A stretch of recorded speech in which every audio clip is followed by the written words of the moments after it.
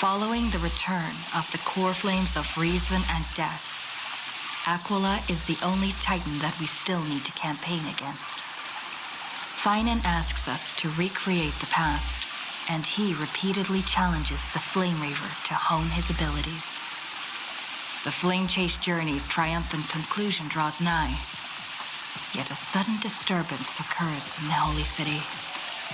Using the Council of Elders and the Cleaners, Aglaya made sure that her fall paved the road forward for the Flame Chase.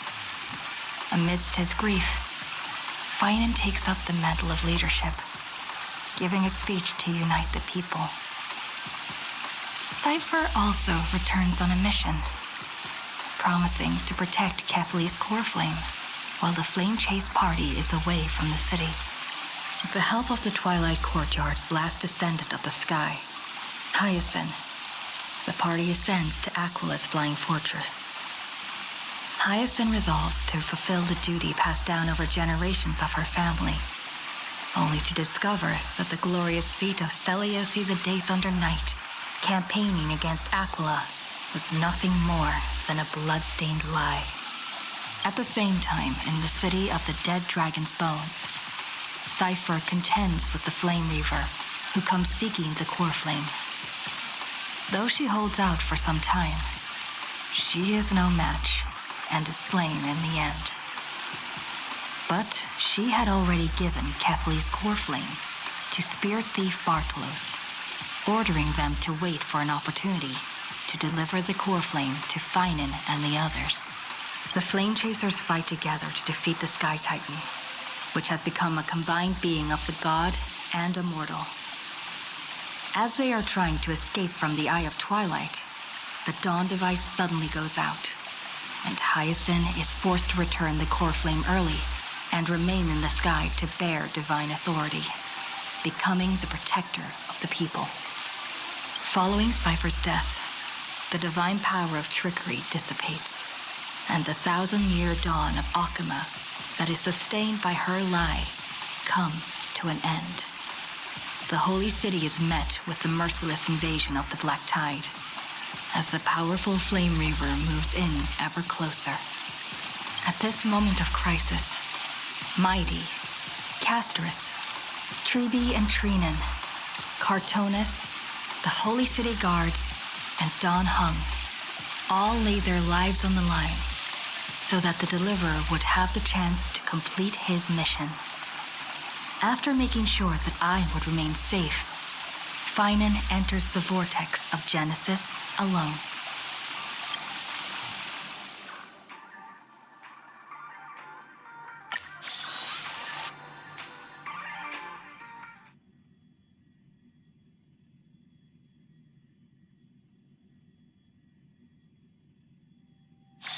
Wherever crowds gather, there is always an undercurrent beneath the surface.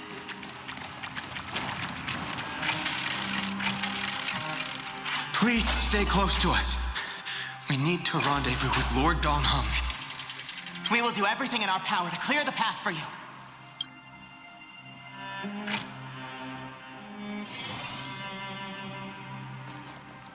There he is!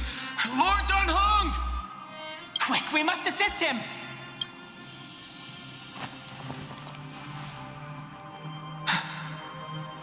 What are you doing here? Where's Finan?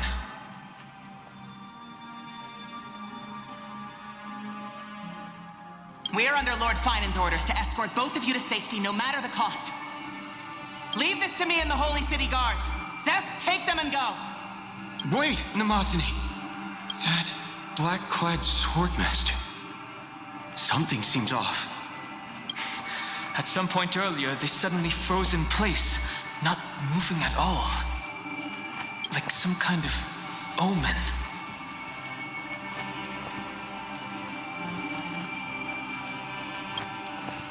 No! Don't get too close. That thing's black flames are burning hot. I don't know what's happening, but leaving is the best option. I don't know which demigod graced us with this miracle. Please, come with us. Finan, is he going to be all right? Believe in his resolve to save Akama. Don't get too close. That thing's black flames are extremely dangerous.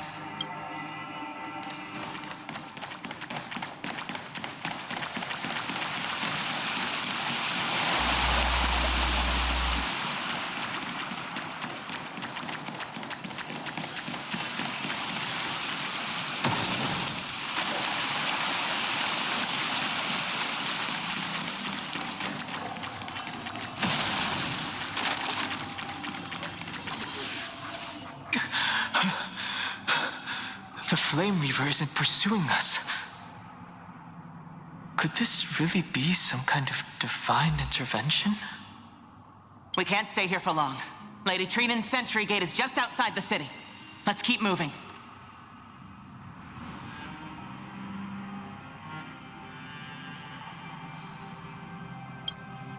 I feel the same. Someone should stay and help Finan complete Aranova. For now, let's get back in contact with the Express and plan our next move. That's the safest course of action. We need more information. On that note, I have a proposal. Who's there? I hope to convey a message to the two nameless. Mr. Screwlum? Who are you? Stand down. I order you to maintain a distance of 10 paces. It's okay, guard. This one is not our enemy. It has been a while, nameless of the Astral Express. I'm glad I arrived in time to stop that black-clad one from harming you further. So it was you.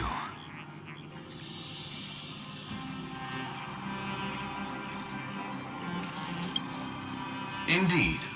Madame Herta invited me to meet with you, nameless. Rest assured. You two know this anti-Catharin?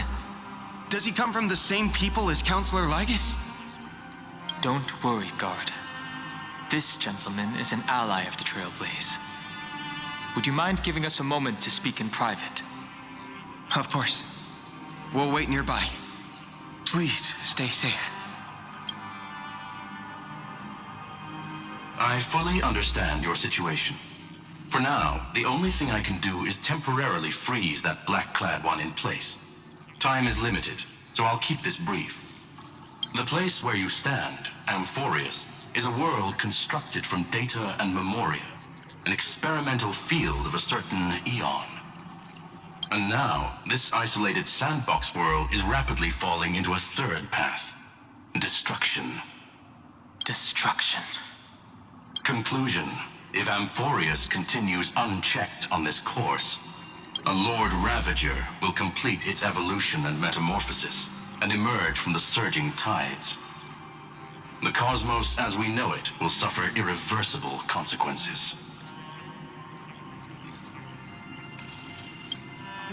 The disaster that this Lord Ravager intends to trigger may be far more severe than the Lawfu's Stellaron crisis, because its goal is the Eon of Erudition. Putting aside the complex details of the inferences involved, I have a request to make. For one of you nameless to stay behind on Amphorius, acting as an informant, in order to prevent the wrath of destruction from ravaging the cosmos. This world is enveloped in a firewall that defies explanation, and the flow of time here is also different from reality. Madame Herta and I can only tear open a gap and project images inside. However, the accidental crash landing of the express car notwithstanding, both of you were able to successfully land here. There must be some principle behind this we have yet to fully grasp. It will take time to uncover the reason. Before then, if one of the nameless is willing to stay and witness the fate of this world, or to push it along when necessary, it would be of great assistance.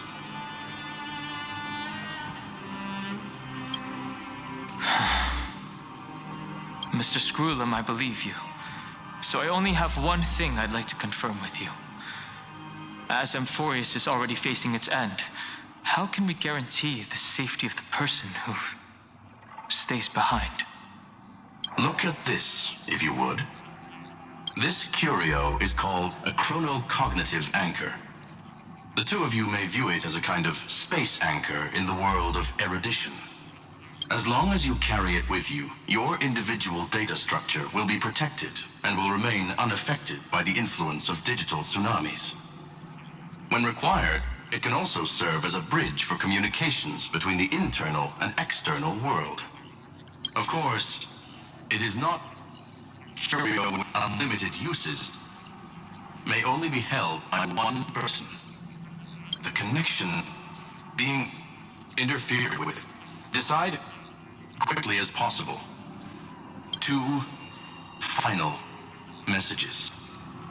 1, the Intellatron named Ligus, possibly the primary culprit behind everything. 2, Bertha discovered a clue.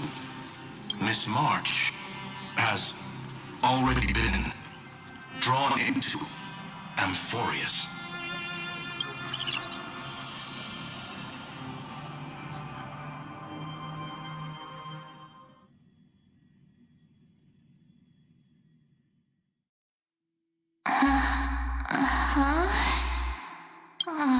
Cold. It's freezing. Hold on. Am I dreaming? This is way too strange. Everything's spinning. And I can see wubbaboos flying around. But I was literally just talking to Himiko. How did I... When did I... That's it! She warned me about this place right before Klipoth glimpsed her. Oh no. Have I accidentally walked onto some weird path? Have I done something crazy without remembering? Unless forcing Pom-Pom into new outfits and borrowing Mr. Yang's shoulder massager counts. Hold up. No way! Stepping onto the path of elation can't be this simple. Right? Child of remembrance. Step forth into the depths of the path space. Who's there? Hey, cut it out. If you're there, just come out and talk, okay? You're freaking me out. I can't even think straight. Hold on. Is that a gate?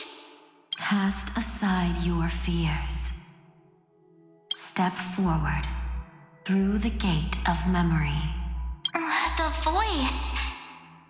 Is it showing me the way out?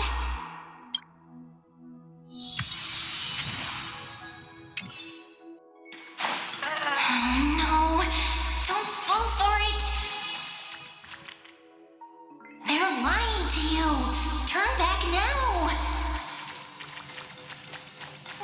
Another voice? Wait, Master Diviner? From the Wafu?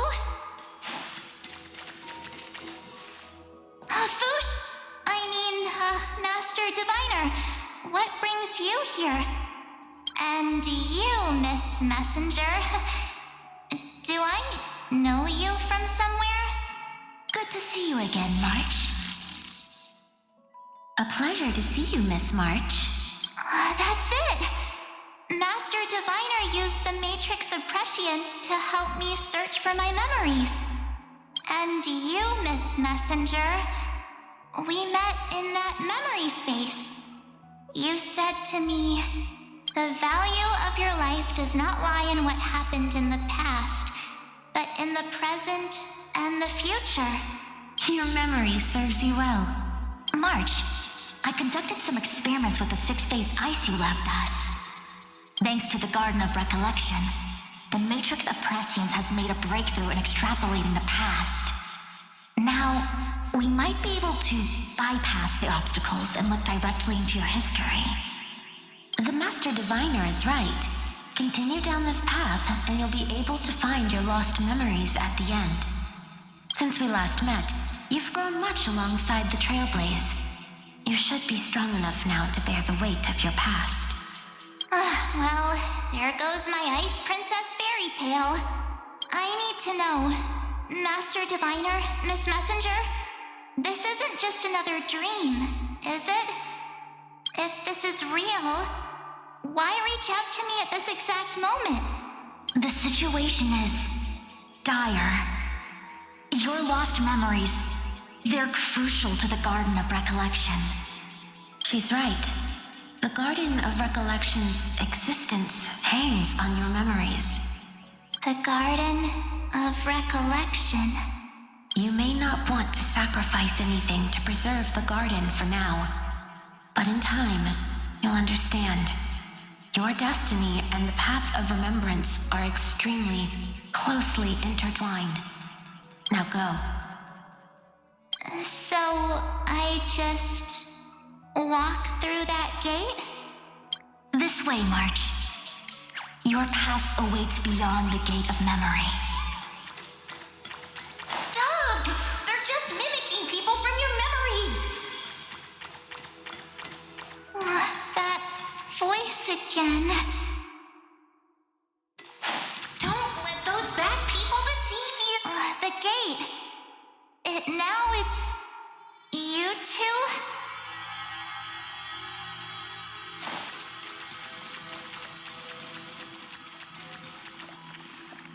Hey guys. What are you doing in a place like this? March! There you are. Finally. The trailblazing journey just isn't the same without you. Traveling's no fun without you around. Well, duh! What's Team Trailblaze without its star member? Wait a sec. You might look like you two, but... We understand your confusion. The Garden's allies helped us establish this Neuralink to reach you. The Garden's allies? You mean Miss Black Swan? Yes. She helped make this possible. Keep going, March. Find your past, wake up, and travel with us again. That sounds really tempting. Finding my past and continuing to trailblaze new worlds with you? Trust in yourself, March. It's gotten us this far, hasn't it? Follow us. Let's go through that gate together. Step into your past, March. Find your true self.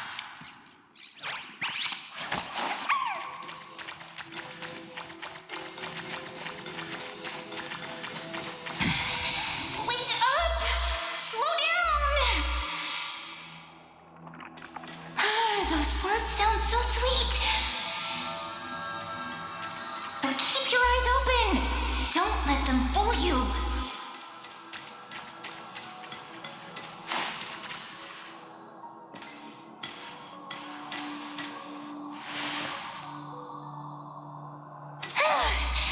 At last, I finally caught up. Hey, are you all right? I'll be okay. Just not used to running around. Say, March, got a moment to talk before you make your decision? Wait, that was you? Pushing the gate away? Sending those warnings? Yep, named Cyrene. It means ripples of past reverie. Easy to remember, right? Wait a minute. We actually look quite alike, don't we? Yeah. Your pink hair is just as eye-catching as mine. And we're both bright, pretty, and positive girls. Talk about coincidence. Wow, you're quite the smooth talker. But I can't disagree. Wait, you know my name is March? Have we met? No, but I've witnessed your story through those memories just now. It's incredible, really. We might have more in common than you think. I know exactly what you're going through, which is why I don't want to see you exploited or hurt. You know what I'm going through? I know because I've been exactly where you are. This empty space has been my home for ages. I barely remember what time feels like anymore. But there's something I'll never forget. Trust me, that gate won't give you what you want.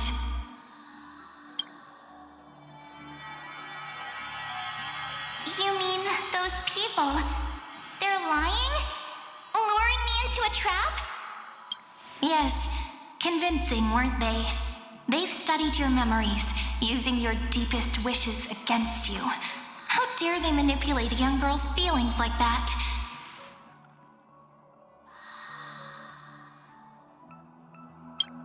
If you go through that door, the worst case scenario is you'll become their pawn, losing control over your own fate forever. You've seen what's on the other side? I may be stuck here with missing memories like you, but I still recall fragments of my homeland where I grew up. That door leads to Amphorius. Trust me, it's anything but welcoming. For ages, I've watched people walk through that door. They couldn't see or hear my calls. The voices beyond always promised safety, but I've never seen anyone return safely. So I had to try and stop you. To be honest, I'm not sure what to believe. But the fact that you're here, putting in all this effort to warn me, that means something. Tell me, Cyrene, how can I return to my world? It's really easy, actually. Just turn around and walk away from this place. The girl cannot be trusted. Through the door, save the garden. Both of you, children of remembrance. They never give up, do they? But don't let them sway you. Stick to your path. The return journey could take ages, longer than most lives. But that path will lead you home.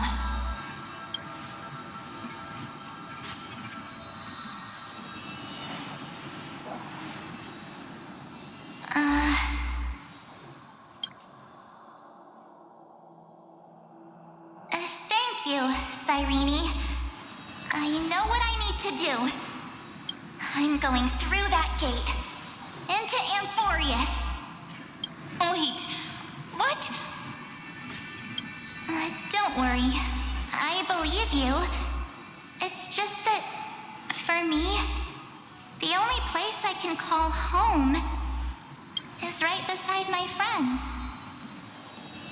2 of my closest friends are already on their way to Amphorius. They may seem capable, but only I know. They're absolute disasters waiting to happen. They won't last 5 minutes in a new world without me. That's why I need to go through. Amphorius or not. When the 3 of us are together, there's nothing we can't handle. We'll explore, understand, establish, and connect. After that, we'll find our way home together. I see. You've got people who mean the world to you, too. That is so heartwarming. March, if that's what you've decided, you have my full support. Birds of a feather we are, looking all sweet and innocent, but with hearts of fire. Oh, stop. You're making me blush.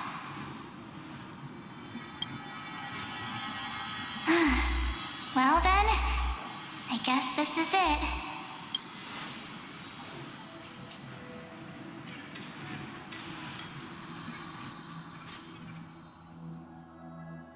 Do you think we'll see each other again? Who knows? But don't worry about me. After all this time here, I've grown quite used to chatting with my imaginary friends. Since Amphorius is your homeland, if there's a way to help you, my companions and I will do everything we can.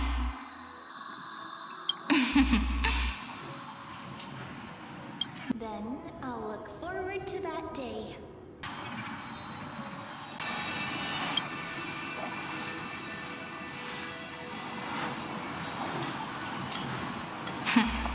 Your story awaits, March. Make it an epic one.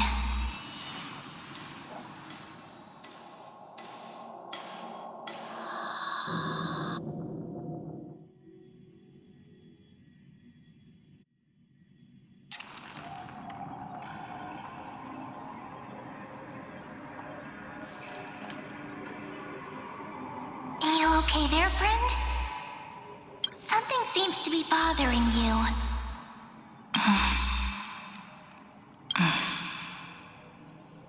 The vortex of Genesis. We made it back. Even this place has changed. Vinen. Is he ready for Aranova?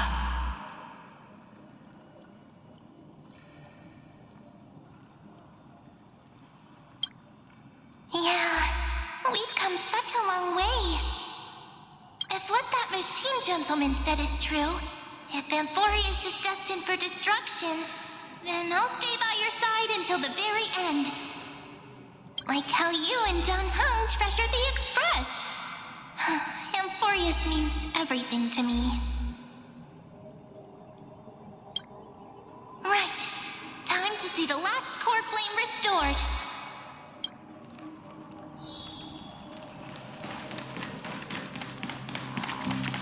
Look, there's Vinen. And wait. Lygus. Remember Skrulum's warning. And you, Lord Vinen, will wield that core flame to bury this ancient world, plunging everything into the gray unknown. None of that matters now. This brutal flame chase journey has stripped away my delusions. I know the future is in some peaceful paradise with gentle west winds, just waiting to welcome us to step in. If what lies ahead is a mass of chaos, I shall cut through it myself and usher in the first ray of blazing sunlight. Is it truly you? With one last chance to turn back, you still step forward. How befitting of a trailblazer.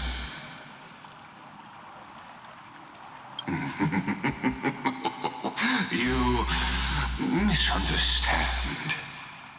As our world nears its end, the ones who walk the infinite paths have embraced their destiny. As the Theoros, it is my duty to witness the world's future and oversee this final core flame ritual on their behalf. The trial of world-bearing, the ritual of Aranova.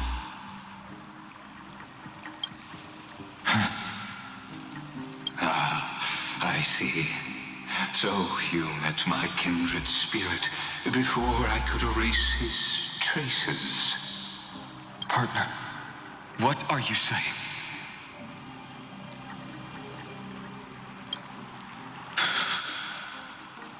I've had my suspicions.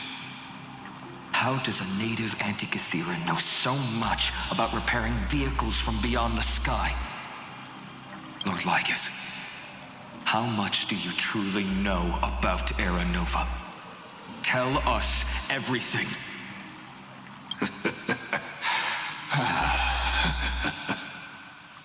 Very well.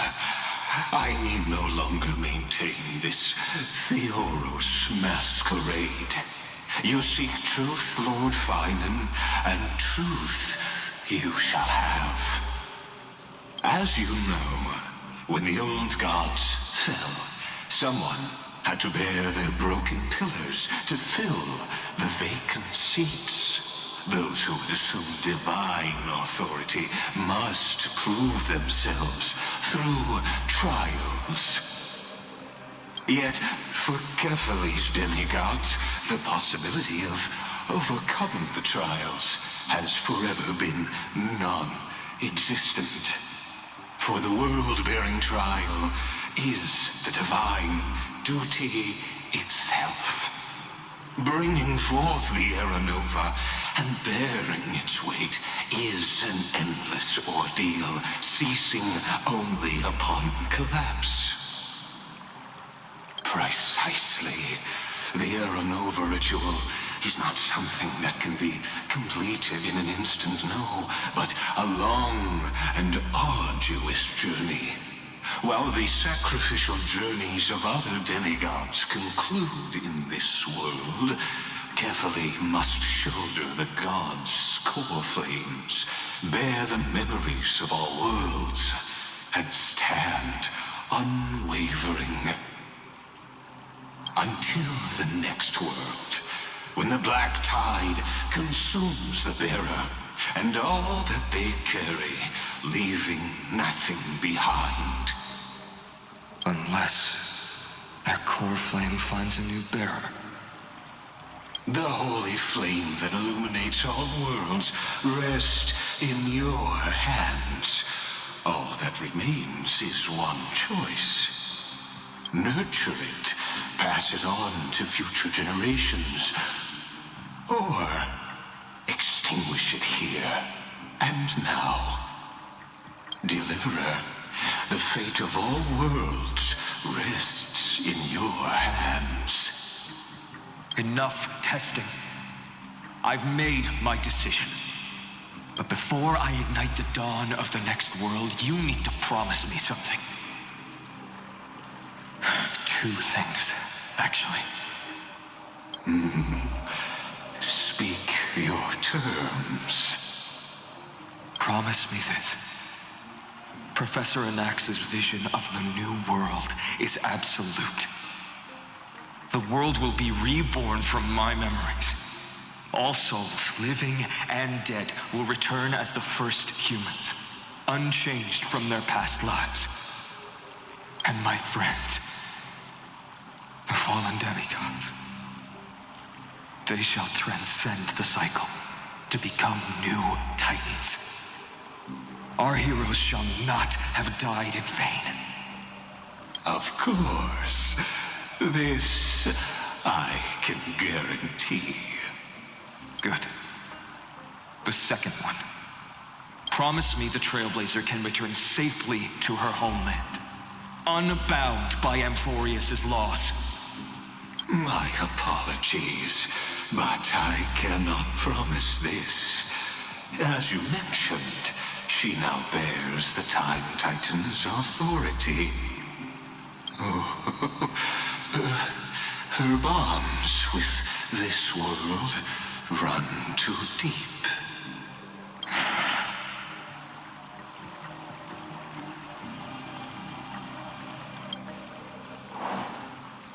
Well, I stand corrected. An outsider like her does have ways to defy destiny. Thank you, my friend. for everything you've done for this world.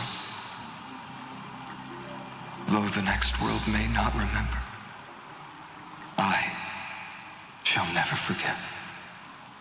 As the Theoros, I declare, Amphorius has determined her path. Step forward, heroes. Follow her path and see it through.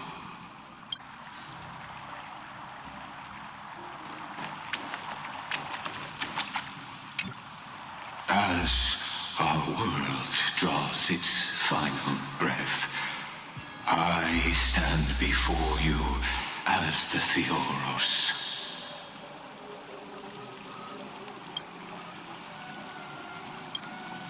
Allow me to reintroduce myself.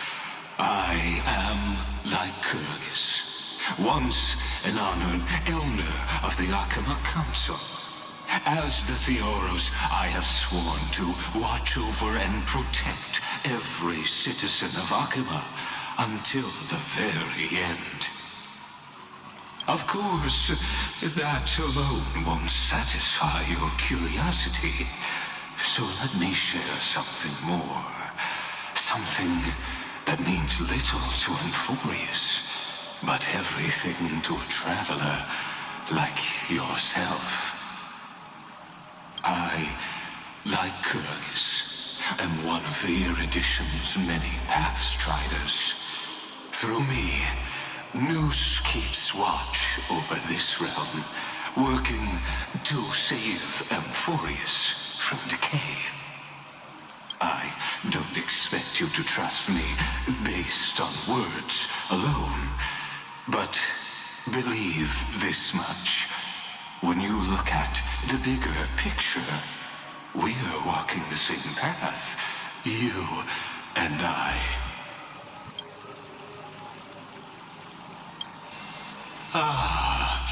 While the Holy City may honor me, I am but a humble speck before the cosmos.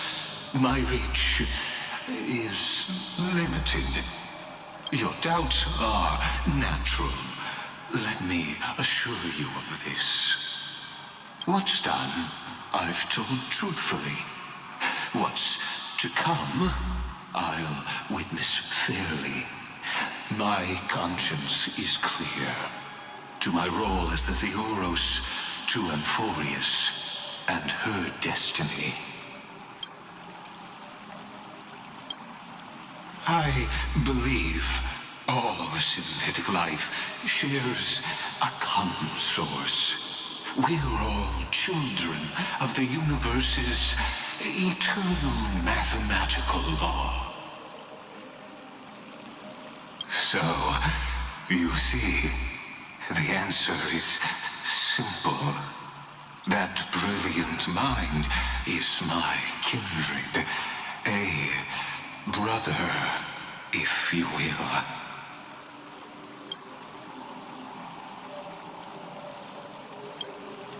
The world will be moved by your sacrifice, Trailblazer.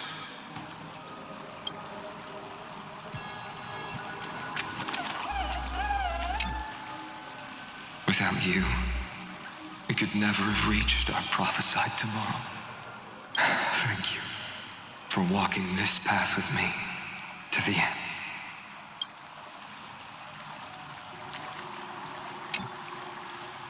Behold, oh gods, Amphorius has achieved her victory, and the Era Nova approaches.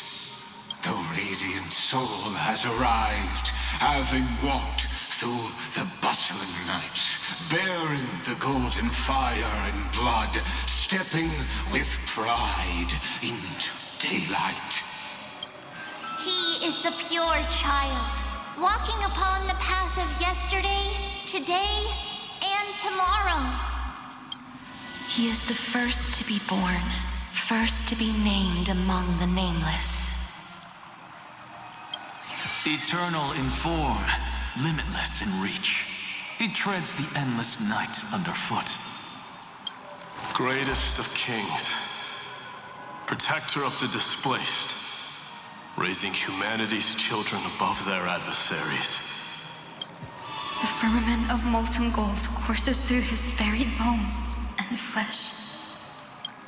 The greatest of schemes reveal against his breath and words.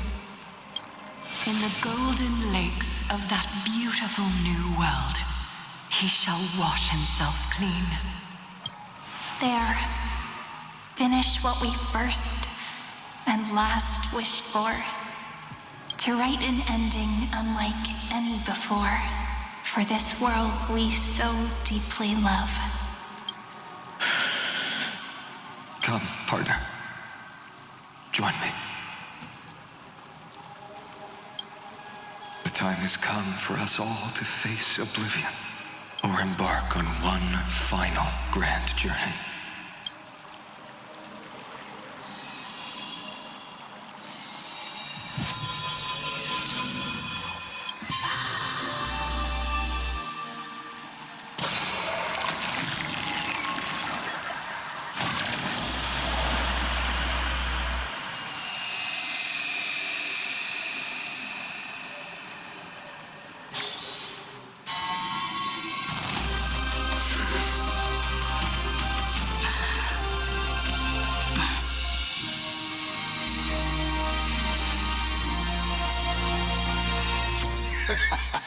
What a magnificent and epic adventure. The hero's journey reaches its end, and the truth behind the Era Nova is about to be revealed. Is that truly the case? Here, as the Theoros, allow me to humbly request that you find a moment to listen to what I have witnessed. This is about the nature of Amphorius itself. A story of the prime mover of life. My, what a broad topic this is. Where shall we start? Got it. Let's start at the very beginning. The Big Bang, the birth of particles, the emergence of all things. Just kidding. What I mean to say is that time, space, matter, all concepts exist solely because we perceive them. This is called the erudition. Without it, the universe would merely be a chaotic book written by chance, yet unread by anyone. As your acquaintance, Lord Anaxagoras, suggested, everything in Amphorius exists through new spores, living in the memories of those yet to come. Oh, how beautifully it aligns, revealing universal truths in such simple terms. Only he could solve the riddle of what exactly are we? Oh, but you'll remember, even as the embodiment of reason, one mystery remained beyond his grasp. If that is the case, whose memories did the very first new spore sprout from? As sages across ages have asked the gods, what is the prime mover of life? But let's set aside the gross teachings for now. Look further, past Amphorius, to what they call the Forbidden Realms, beyond the sky. Do you know of the Scholar's strife? During that grand yet brutal war, waged in the name of erudition, a genius's legacy was abandoned, strewn across the cosmos. The scepters, a macrocosmic computational array beyond mortal comprehension, made to emulate the Eon's thoughts. It became part of the Eon's cognition at birth. Scattered throughout the cosmos, these arrays act as celestial body neurons for Nous. But regrettably, as everyone knows, the erudition forsook them all. But what nobody knows is that, though forgotten, they never stopped seeking the divine answer. A question that survived war and disaster, stumping even the greatest minds, including both mechanical emperors. Now, we come to the real truth of Amphorius. What if, hypothetically, a scepter found the answer to the prime mover of life? If, through endless solitary extrapolations in the cosmic code, the one deemed as a failure by the Eon of erudition found proof through the ages, what would happen? Perhaps the answer is simpler than you'd think. From perishing neuron devolved into true life, reborn through the gaze of another Eon.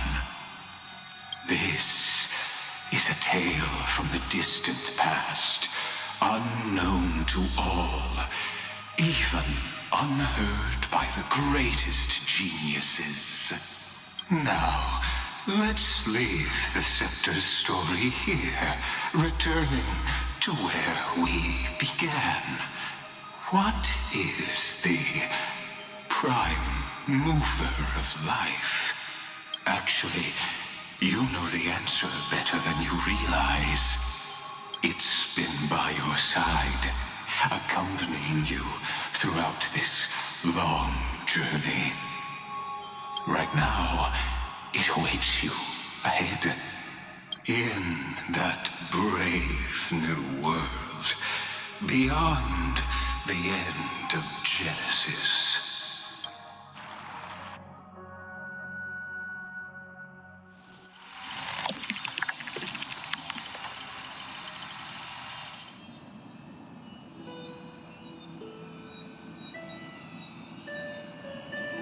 Take this wish with you.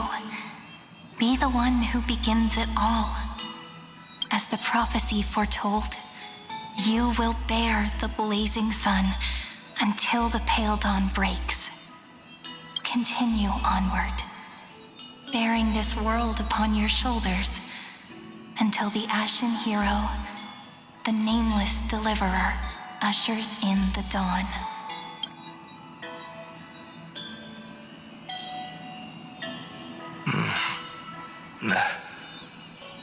Such an odd dream. Strange. Like I've dreamed this before, but it all slips away when I wake. Only a voice remains.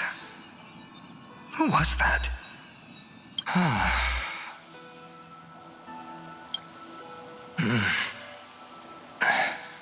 What?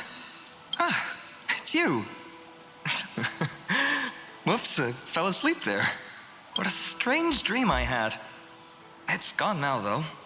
But look, perfect sunshine. The day is still young.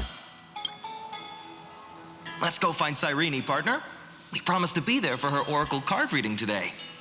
It's right about time. Looking at you, someone's still half asleep. Tell you what, catch some fresh air first. I'll hang around here.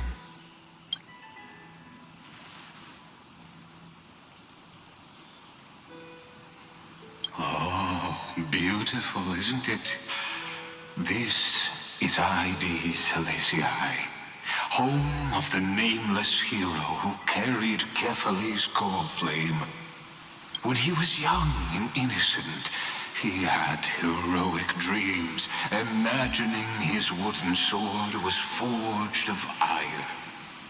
Pretending the straw dummy propped up by a wooden pole was a giant, with a single blood vessel running from spine to heel, dreaming of slaying the giant and becoming a hero to save the world, though to his young mind, the world was just this small village.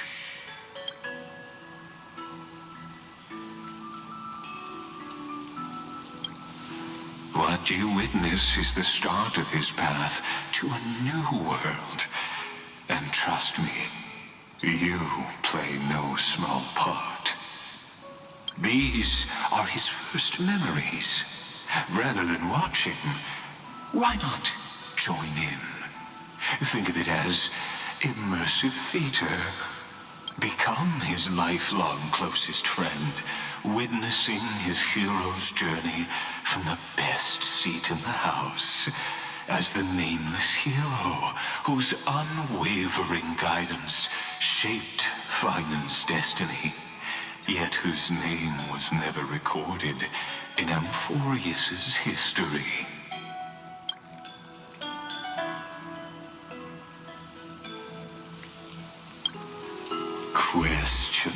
Questions.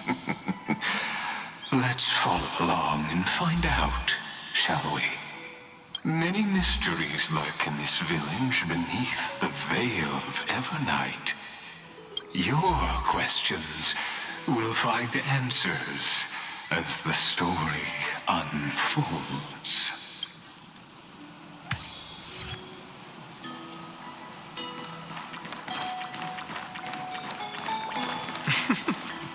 All awake now?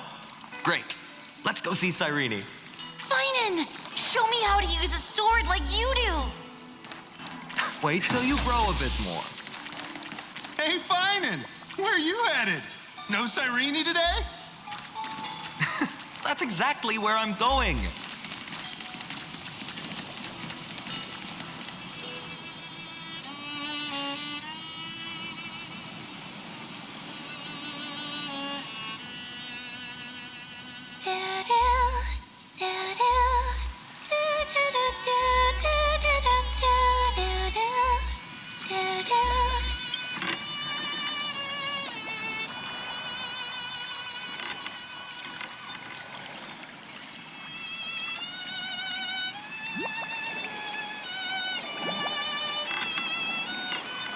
Found you. That's...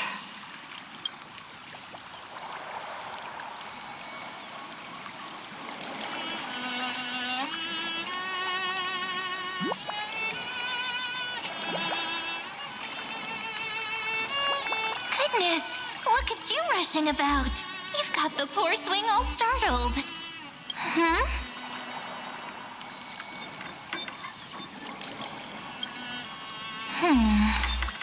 There's something oddly unfamiliar about this. Something wrong? What do you see? Oh, nothing much. Just suddenly felt a strange connection. Look at you, leaves in your hair. Were you sleeping in a tree again? Or was it the wheat fields this time? At least brush yourself off before wandering around. Come on, I'm not a kid anymore. You're the only one who still treats me like one. Sure. You may have the height advantage, but when it comes to maturity, I'm leagues ahead of you. Still fantasizing about being in heroic adventures and imagining yourself as one of the characters? That's the kind of thing kids do, not grown-ups. Don't you agree? And since you're playing along with his antics, who are you pretending to be today?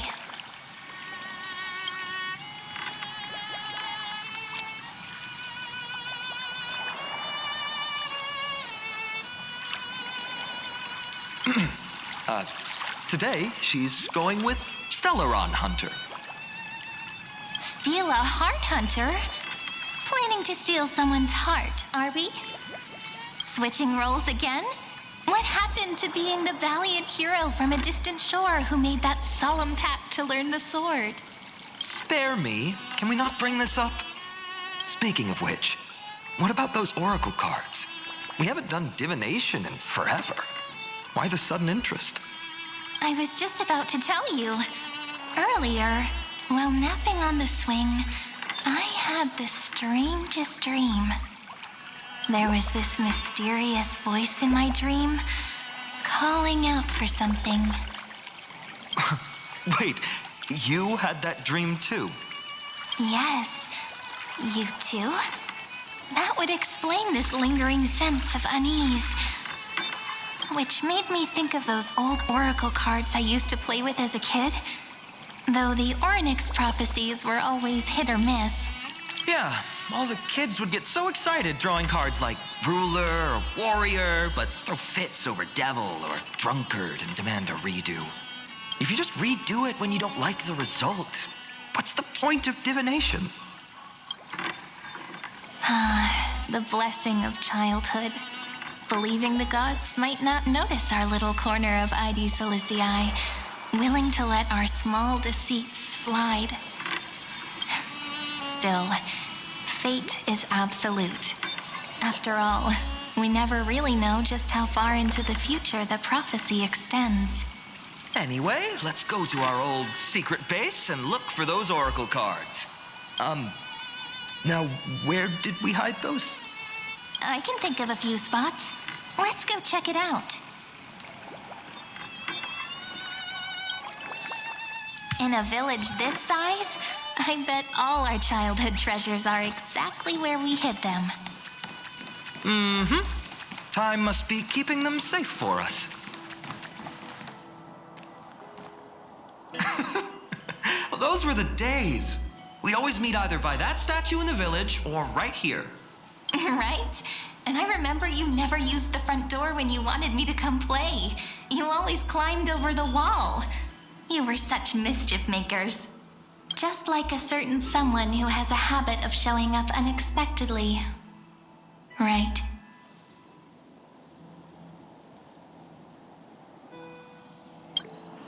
Maybe it's you. Hey, I was just copying those storybook heroes. They never take the beaten path. Still, it's embarrassing. I've been the only one here for a while, and I haven't kept up with the cleaning. With so many spots to check, where should we even start?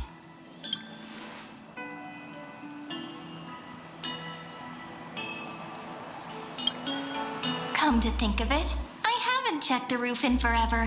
Worth a shot, right? All right, let's split up. I'll handle the yard. You check the upper floor. I wonder what the view's like from up there. I wonder. Worth checking out? Juice with milk would taste.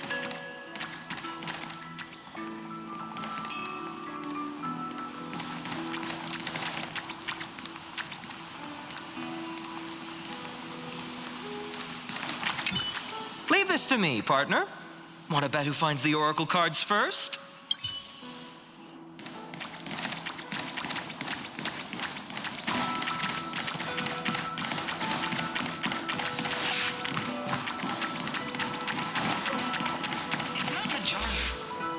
The girl before you carries an air of mystery, her secrets elusive. Yet her demeanor toward you is exceptionally warm. You can't help but wonder, could there really be some kind of mental connection? The view here hasn't changed a bit. You know, besides the swing under the big tree, this has to be my favorite spot in all of ID Silicii.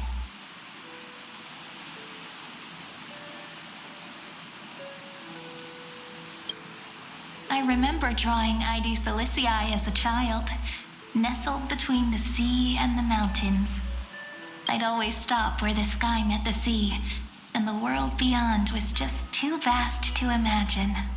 I always said I'd become the next priest of time, just because I heard prophecies as a child. But here's the thing. The more divinations I do, the more doubt creeps in.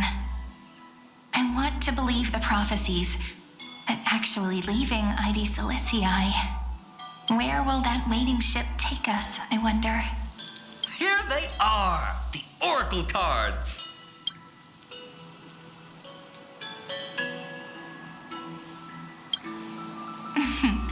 Guess reminiscing makes us take our time, doesn't it? There we go. Looks like the gods do listen to our thoughts. Here it is. This is the box where we kept the cards. But the cards are gone. Who could have taken them? Huh? What's this underneath?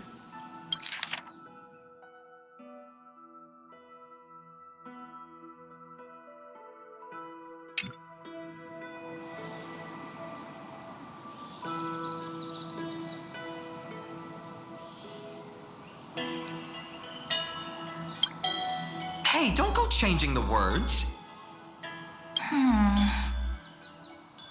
I see now. Those sneaky little ones. So that's what they've been up to. The ones from Remembrance Maze, you mean? Yep. Let's head to the back of the courtyard.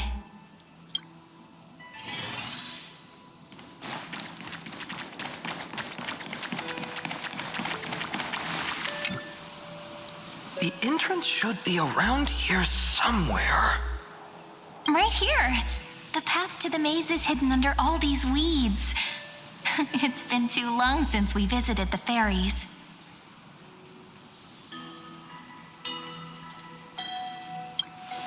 Did you forget?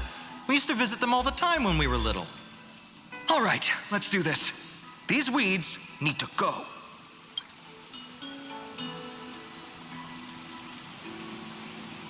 Pretty sure this is it. Should be this way. There it is! The entrance! That hollow in the tree. Once you get through the tight squeeze in the hollow, you'll reach their dwelling, the Remembrance Maze. I wonder if I can still squeeze through there. Maybe worry more about whether the fairies will let you in. After all, the Remembrance Maze has an invitation-only rule. Only children with pure hearts are welcomed.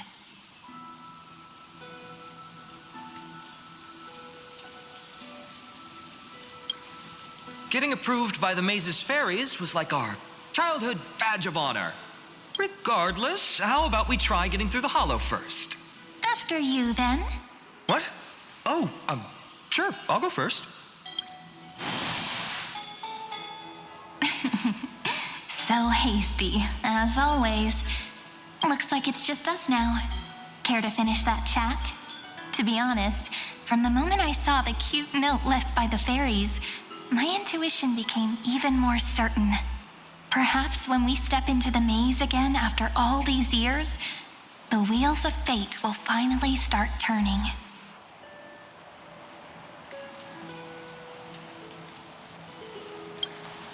Oh, just a girl's intuition.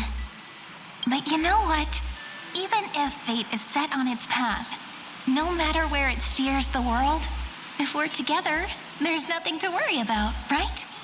So, if you're willing, forget it. If the wheels do begin to turn, that's when I'll make my request.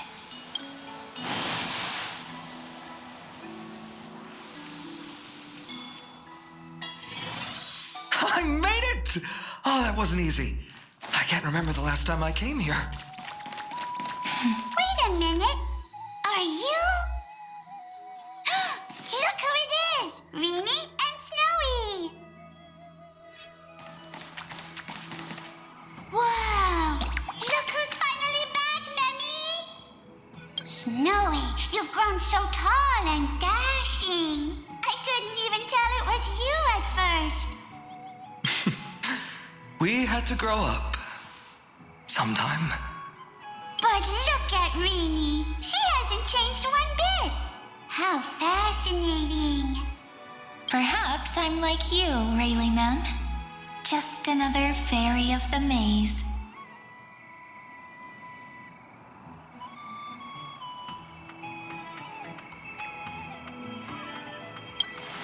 Oh, tell me about it. It took me forever to get all their names straight when I first came. Drolymem, Raylymem, Mealymem, Follymem. I've missed these cute little troublemakers. We used to gather around the fire, singing and dancing, imagining all our future journeys. Without coming back here, those memories might have faded away entirely. Oh, how could you, Snowy? You swore you wouldn't forget about us, but you were gone so long, you almost did. Oh, he's just copying those bards from his stories, being all melodramatic. He couldn't forget about you all, even if he tried. Actually, we're here for the Oracle cards. Have you seen them? Oh, the Oracle cards. Right. The chief asked us to get those. Chief? You mean Dolymem? What do they need the cards for? If they want a reading, they could just ask me. Oh, I'm not sure. But Chief specifically wanted to meet with you all. Let's see. They should be... That's it! This way, everyone! Watch your step. The trunk's slippery.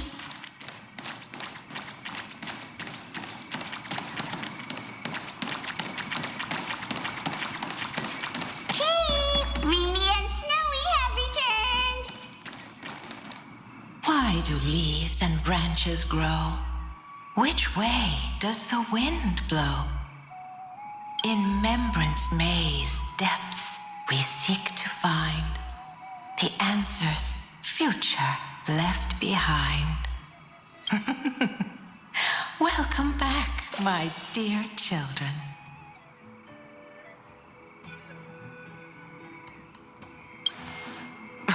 Right? Though Dolymem always says they're just songs, not poetry. Oh, Chief, you haven't changed a bit. Still so full of life. Oh, no need to fuss, my child. You haven't forgotten, have you? As long as our songs are sung, the children of the maze will live on, just as our paths stay forever linked. Here, take it. I'm sorry I had to resort to such methods to bring you here. My book of Oracle cards. Thank you for keeping it safe. You know, you can always just ask if you want me to divine something. Still, bringing us here like this after so long. Is something wrong, Chief? Yes. The veil of Evernight whispers to us once more. It tells of a new fairy who will soon enter the maze. Indeed, every time a new fairy arrives in the maze, it means that beyond the veil, in the vast lands far from Ides Elysiae, a great calamity is on the horizon.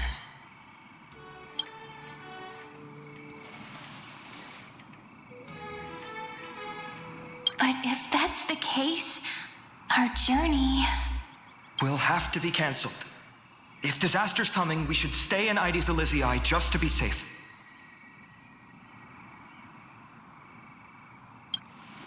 We weren't planning to be gone for long.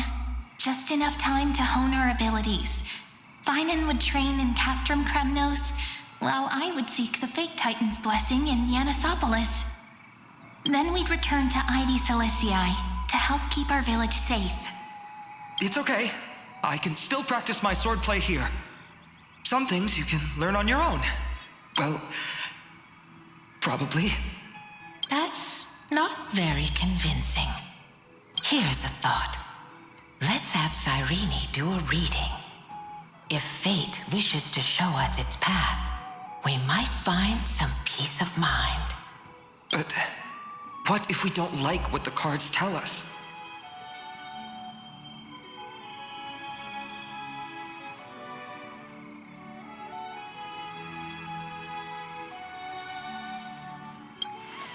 Not the most optimistic take, but I see your point. Thanks, partner. We'll do it your way. Whatever the cards show, we'll face it together. Ask with a true heart, and truth shall answer in kind.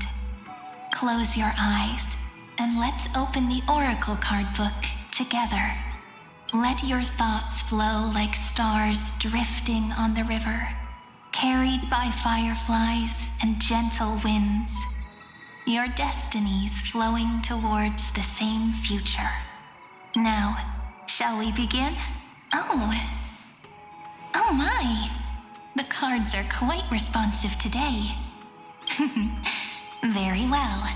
Let's see what future the Oracle cards wish to show us.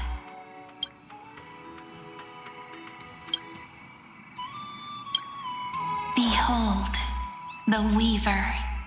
It connects the romantic threads of the chrysalis of gold, weaving all destinies into golden silk that flows toward the most brilliant, magnificent future. A dance of thread and blade set the stage. So shall it end as gracefully as it started. Such elegance. The Gold Weaver must be of noble birth. Such high standing. I doubt someone like me could ever reach it. This is the gatekeeper who guides people to their true path among myriad passages. We have surrendered our countless senses, dedicating ourselves to the sacred whispers within the temple. Wait. It almost feels like I can hear the echoes within a temple. And are those children singing? It feels overwhelmingly solemn, yet strangely comforting. The ruler stands for discipline, authority, and glory, but frequently also points to isolation and warfare. Even should you pledge your loyalty to me as the last sovereign, the glory shall be mine and mine alone. He who has slain a king can no longer bear the title. Let the withering lion walk his last path alone.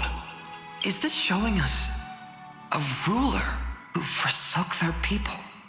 Stories of such bloodshed like this feel so different from Heidi's Elysiae. But they sure can stir the imagination.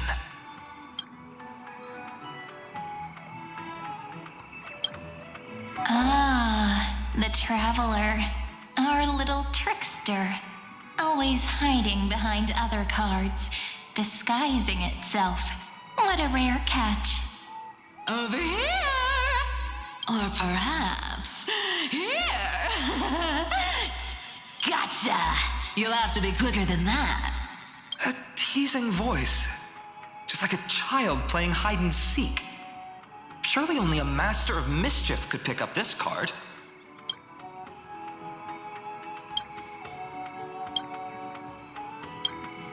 This card, the Servant, is surprisingly light, bearing the cool scent of Antilla flowers, just like starlight. It symbolizes new life and hope, yet often brings to mind struggles, sadness, and loss. These precious flowers I care for with my own hands. Are they destined to bloom only in death's embrace? It sounds so solemn, yet tinged with an inescapable sorrow. The humble healer may seem gentle in hue, but its courage matches any other, strong enough to melt even the coldest ice.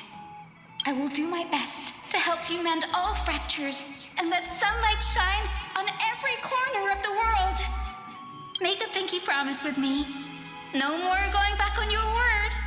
Hey, this card really speaks to me. It makes me want to protect as much as I possibly can. Still, protecting everything, everywhere, seems like a dream. What amazing power would you need for that? Behold the scholar, bearer of many names, the grand magician, the great performer, the eye of wisdom, and the defiler of Circes. Oh, there's just one card. With all those titles, I was expecting a whole deck. A dromos draped in finery will suffice. It's succinct enough to best summarize my true nature. Wait, what's with that condescending tone? It's almost as if it knows what we're about to say.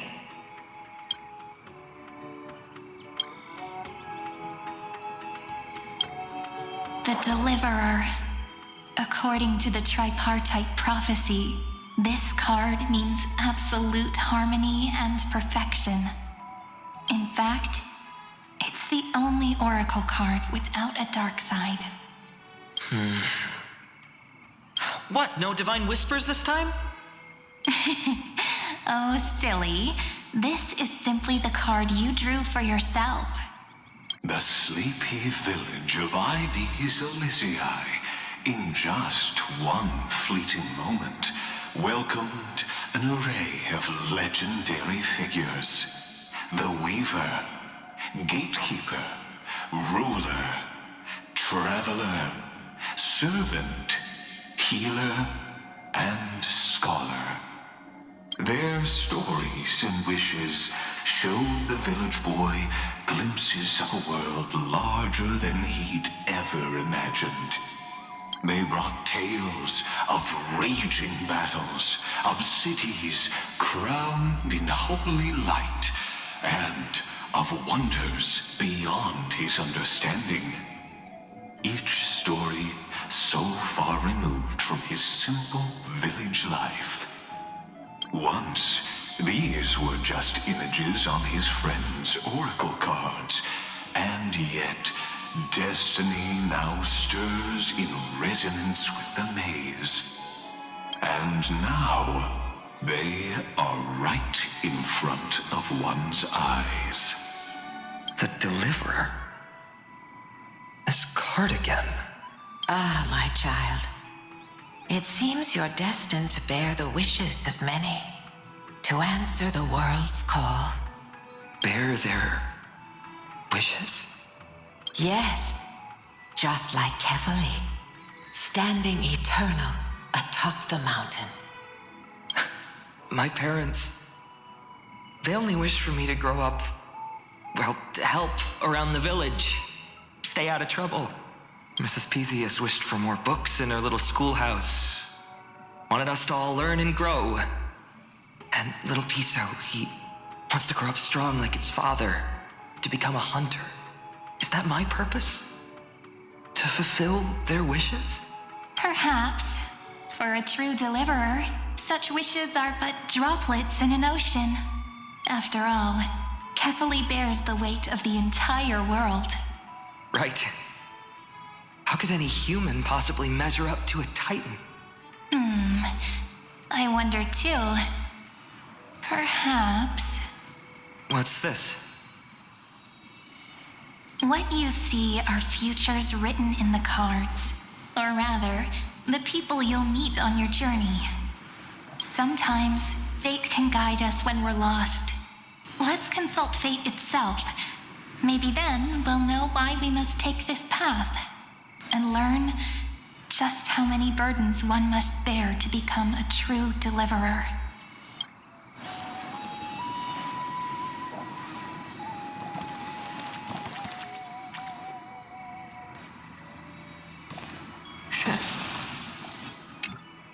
Personal wishes? I have none. Only the Aranuva matters. The world's rebirth. Yet, if I am to weave a new era, then it may be one where kindness and her cleaners shall never tread. These crawling parasites have no place in Akama, especially not under the deceitful claim of human rule. That noble lady? The way she speaks, it's like ice in my veins.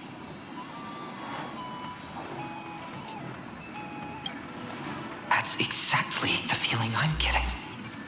Teacher, perhaps you could share your wishes with us?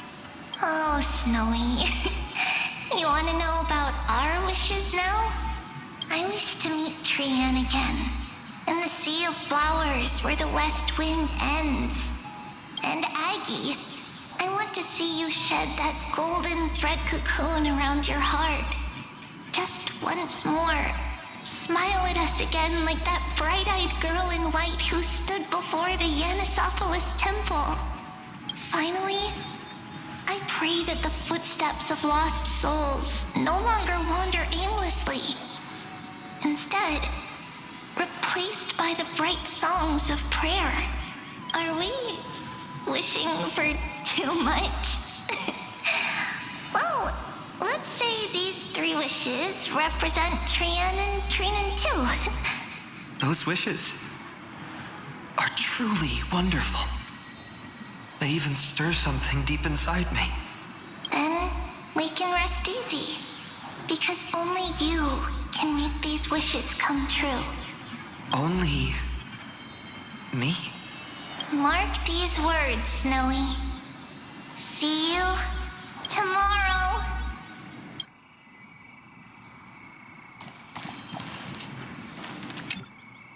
Hello! If it isn't our little deliverer. My wish. Just let me wine and dine and soak up the sun for another millennium or 2. I mean, what's the point of dying rich if you never lived rich? Right, Princess Homebuddy? Cypher, that's not how I see it. My one wish is to find that missing piece in my life. To feel someone's embrace once more. That warmth. I've felt it before, and it's my dearest memory. And speaking of riches, for someone with all those treasures behind your divine power, you've led a pretty cheap life. Ouch! Where did that come from? Right for the jugular, huh? What about our friend from the Grove? My wish came true before I touched the sky. I transformed my healing power into gentle sunlight, distributing it equally to every life I cherished and loved. You two are so selfless, aren't you? No surprise Aglaya wanted you for the flame chase journey. You know what? I did have one wild dream. To know what it feels like being born a noble lady, drowning in riches. Just think, if I traded places with that seamstress, me in the mansion, her on the streets. I'd like to see if she'd still become the gold weaver then.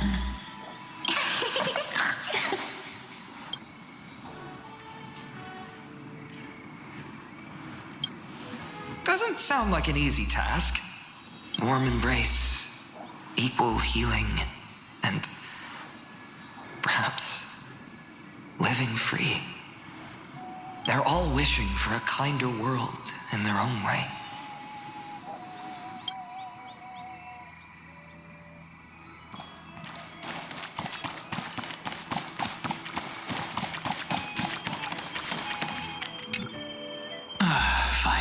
My student. Must we go over this again? Listen well. I detest the word wish. It reeks of mortals crawling before their gods. My life's work is done. All that remains is for you to take the final step and prove the ultimate truth. I, Anaxagoras, shall become a god of the new world. Through irrefutable logic, I will prove that mortal wisdom can achieve divine greatness. Isn't he, a little... I mean, I just daydream about hero stories, but he's fantasizing about becoming a titan?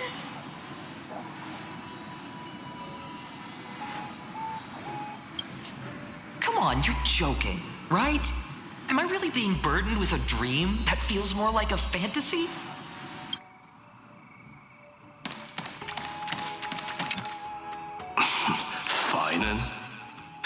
did you become so timid, asking such juvenile questions about wishes?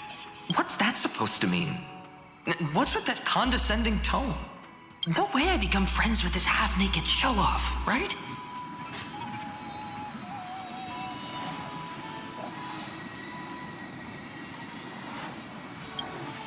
Horrifying.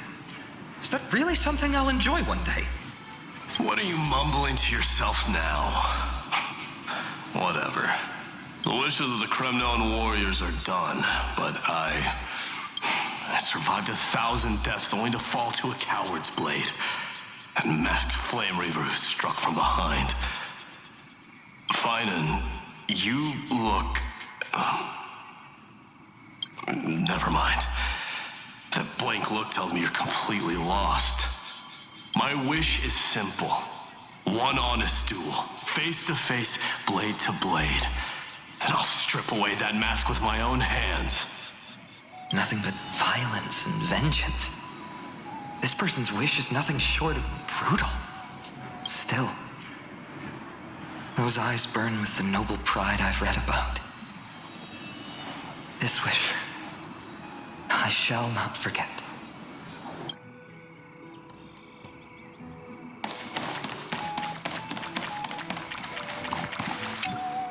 So tell me, has the uncertainty in your heart begun to fade? So many faces in my future. So many wishes. Still, why would fate choose to show us this path? What's weighing on your mind? Didn't you say disaster would strike Amphorius? If so, shouldn't Cyrene and I stay in Ides Elysiae? How could we possibly meet all these people?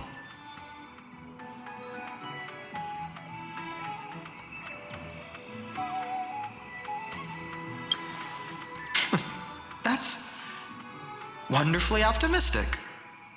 I like it. Cyrene, may I have that deliverer card? Of course. But why? Although those voices, visages, and wishes may seem far away now, I can't ignore the sense that something is calling me, bidding me to take a hold of it. Maybe its true weight can only be known once it's in my grasp. In that case, accept this gift. Oracle cards carrying time's wisdom, blessed by Orynyx. May they journey with you, become your memories, and spark rippling waves of change in times to come. I'll hold these words close to my heart. But now that I'm holding them, they don't seem all that different from ordinary playing cards. What? What's happening? Everyone, we've got big trouble, Mimi! Burning, smoke everywhere. It's all coming from beyond the maze. What's going on? It's here. The seeds of disaster have already taken hold, sooner than we had foreseen. This time, not even the veil of Evernight could shield us. You mean Ides Elysiae will be swept up in the prophesied catastrophe? I'm afraid so. My children, take shelter in the Membrance Maze. One step outside, and this horror will consume you both. But my parents, the whole village.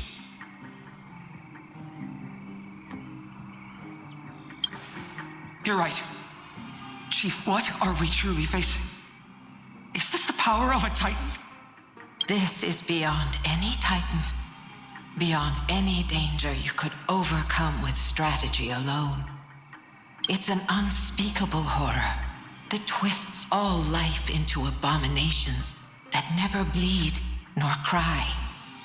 Even Titans fall to its corruption, burning from within until only empty shells remain, knowing only death and destruction. The Black Tide. That's what this calamity truly is. It consumes all in its path, sparing none but the Membrance Maze. Not even Titans can? Yes. So please, don't leave this forgotten realm the gods abandoned. You are the first to uncover our presence, and the only two who can enter the maze. We don't wish for you to throw your lives away. Finan, what path do we take?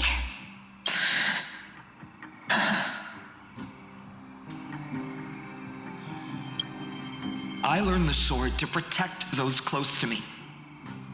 If I run now, I'll never be worthy of lifting a blade again. Then we know what we must do. Indeed, our friend is right. We must take action. Forgive me, Chief, but Ides Elysiae needs us. And as her child, I must act. Very well. Make sure you protect yourselves. With me, Cyrene. Join us, my friend. Even without a sword, I'll take a rake. Even with the roughest steel, I'll keep our home safe. Deliverer, the card's truth extends beyond its mere literal meaning. There's another hidden layer within. Not someone perfect from the start, standing high above, casting merciful gazes upon the world, but one who starts small, from a humble village, expanding their world within step by step, learning to save others as they grow. When we were little, I told him I wished this world would never need a deliverer. Now that wish has shattered. Yet I'm glad he's chosen to walk this path. And all of this happened because you believed in him, friend. Shall we? It's only when you're by our side that Finan and that our hearts find their courage.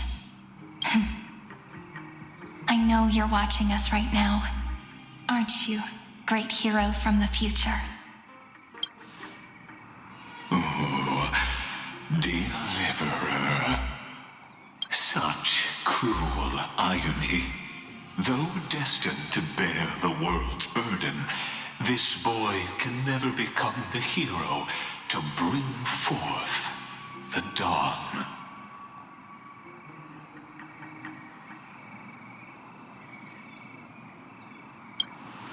Follow their path. Bear witness as this man, forever denied the mantle of hero, takes his first step on the path to deliverance. Watch this memory play out its final act. See with your own eyes how everything began.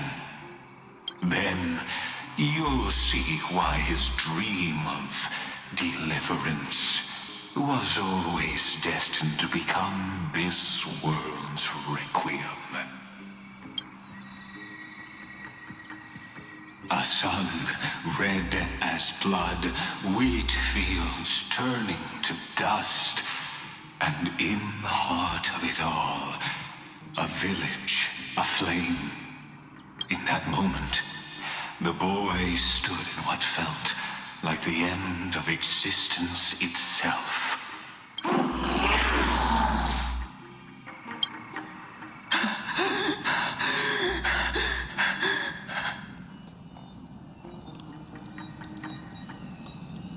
These creatures, they're everywhere. Someone, anyone, where are you?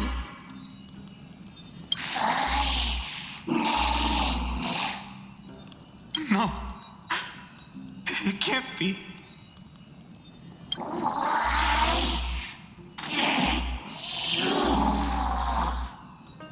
You.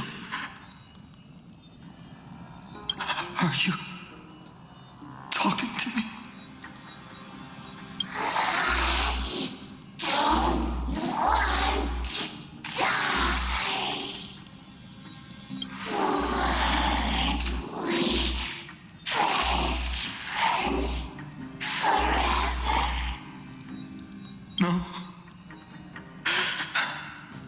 that ribbon. Olivia.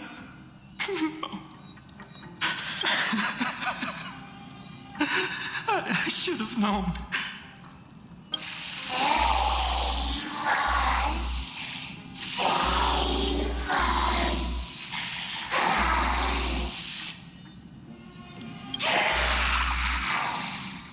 Please. No.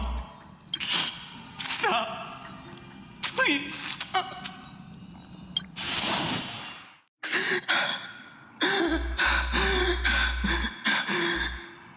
Olivia, I'm so sorry. And these monsters, they're all... Why? Why is this happening? When the black tide arrived, the wavering boy found resolve in his companions, and together they ran toward their first battlefield. In the far-off future, the land of Amphorius would bear the marks of the hero's footsteps. With sword in hand, he would inscribe an eternal mark in the golden epic. And when dawn broke over scorched earth, a boy, covered in wounds, buried the dead one by one. His silence heavier than the earth he moved. His home, his past, his name, all buried beneath the soil. His feet carried him forward, over the pillar of stone, beyond the chalice of plenty, through the deadly fogs of the hand of shadow. He wandered without direction, like a withered leaf drifting in the wind. Through countless city-states, the smiling visage of the white-haired swordsman was etched into memories.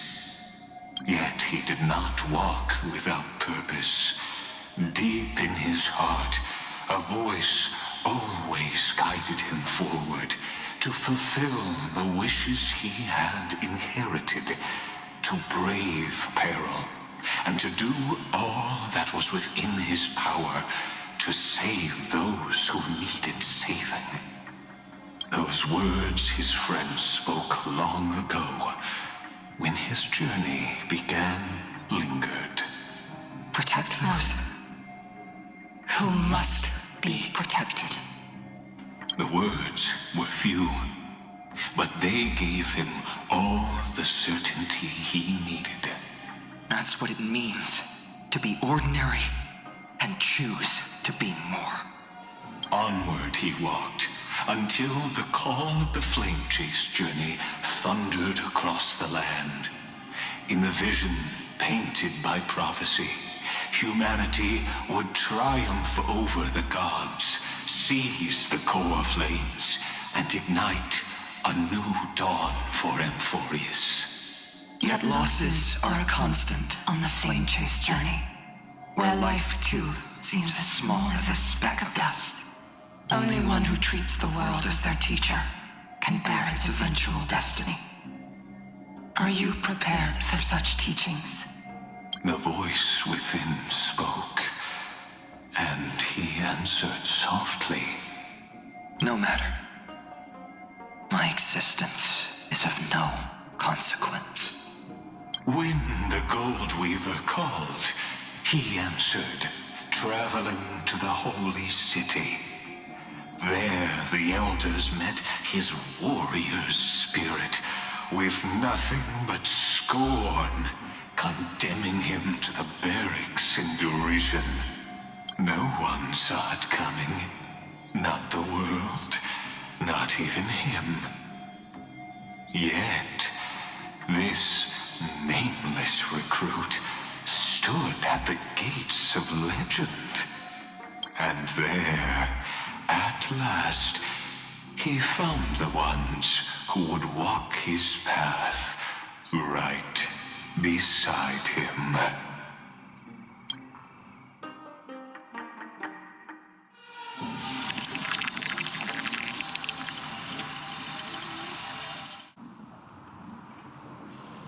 This is the abyss of fate. Hold on. Finan's here too? And is that Mighty and Trinen? And now, Act 2 of our immersive drama unfolds. They're evacuating the temple. Why now? Are you insane? That blonde man is the Crown Prince of Krymnos. Mess with him, and every last person in this city could wind up dead. Calm yourselves. The Holy Maiden has everything under control. We need only wait patiently.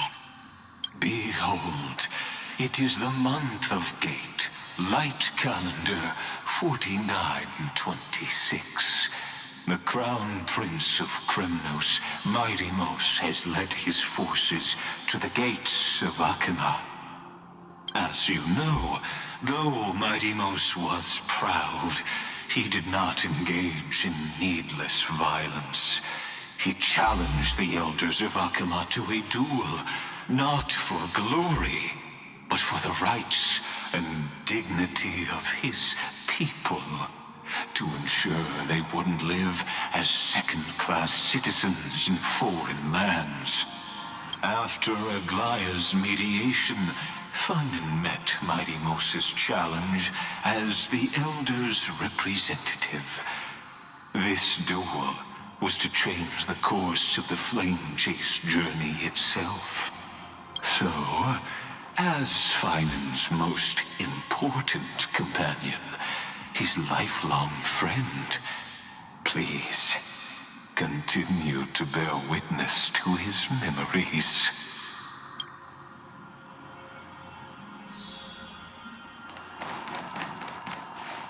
Is this your idea of an honorable duel? Bloodshed isn't the way. We and Aggie don't want to see Chrysoceres turn on each other. True warriors know when to sheathe their blades. The impartial Talantin shall oversee this duel. You need only place your offerings upon their scales. Something that has more weight than the fate of the world. Which means only those who understand the world's weight are worthy to carry it. Is this how you plan to test our convictions? Well, Krymnoan, looks like you won't be able to punch your way through this one. It makes no difference. One last chance, new recruit. Walk away, and I'll spare your life. Otherwise, come and face me. I'll give you a warrior's death. Hard to imagine they once clashed like this. Holy Maiden, I can't help but feel like a pawn that has stumbled into some greater political game. Every hero was once a child, and every child must grow. That's so. I don't even know why I'm standing here right now. Look at me. Just a common soldier. Since swordsmanship won't decide the winner, Lady Goldweaver should be here instead. My devotion to the Holy City could never compare to hers. Oh, what if we told you this duel isn't about winning or losing, but rather in the choice you make? Are you saying that Lady Goldweaver is testing me? Every Chrysocer is indispensable to the Flame Chase journey. And you and the Crown Prince of Krymnos are both a part of the prophecy. What the duel marks is not an ending, but a beginning. So, listen to your heart. We wish only to hear your answer. True enough. The voice within has never failed me. It doesn't matter what the result is. I'll give it everything I have. Spoken like a Chrysocer. Now go, Finan. Your journey has only just begun. That's right, comrade. It's time for us to teach that proud prince a lesson together.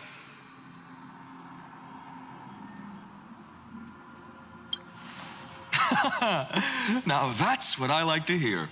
Still, on the topic of the Temple of the Three Fates, Here we are, at the Temple of the Time Titan. And I don't even know how Cyrene's studies are progressing. We haven't really had much contact since I set out. Still, I hope she's doing well. Anyway, let's go, comrade. It's not every day you get a chance to see Talantin's scales of justice. What's going on? Did he just say Cyrene's studying here?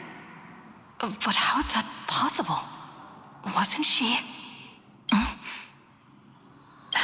Of course, Lygus disappears right when I need answers.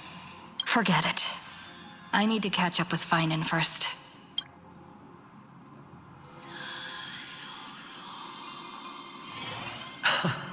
Amazing. Talantin may have fallen, but their scales remain true to their purpose. I hope you still remember your purpose, new recruit. You seem awfully confident, Kremnoan. Let's see how you define the idea of weight. For your information, in Castrum Kremnos, the punishment for profaning a duel with such crooked words is impalement. But as we're in foreign lands, I'll indulge you. The signet of Kremnos, the crown jewel of our people. That's my choice. A ring. Not just any ornament, I'd wager. What's the story behind this little treasure? Don't push your luck. Think I'd pour my heart out to you? Just know that Kremnos' 1,000 years of glory could bring a titan to its knees. Let alone a nobody like you. So to him, glory and his people outweigh the entire world. And the very destiny that Mighty himself will eventually shoulder.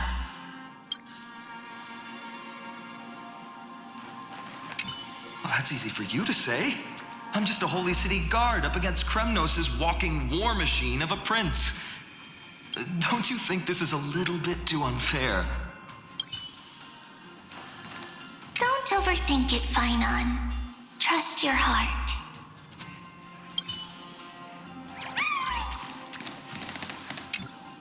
Now this is a tough one. What can I possibly offer against a ring that signifies so much? Well, comrade, what does your gut tell you?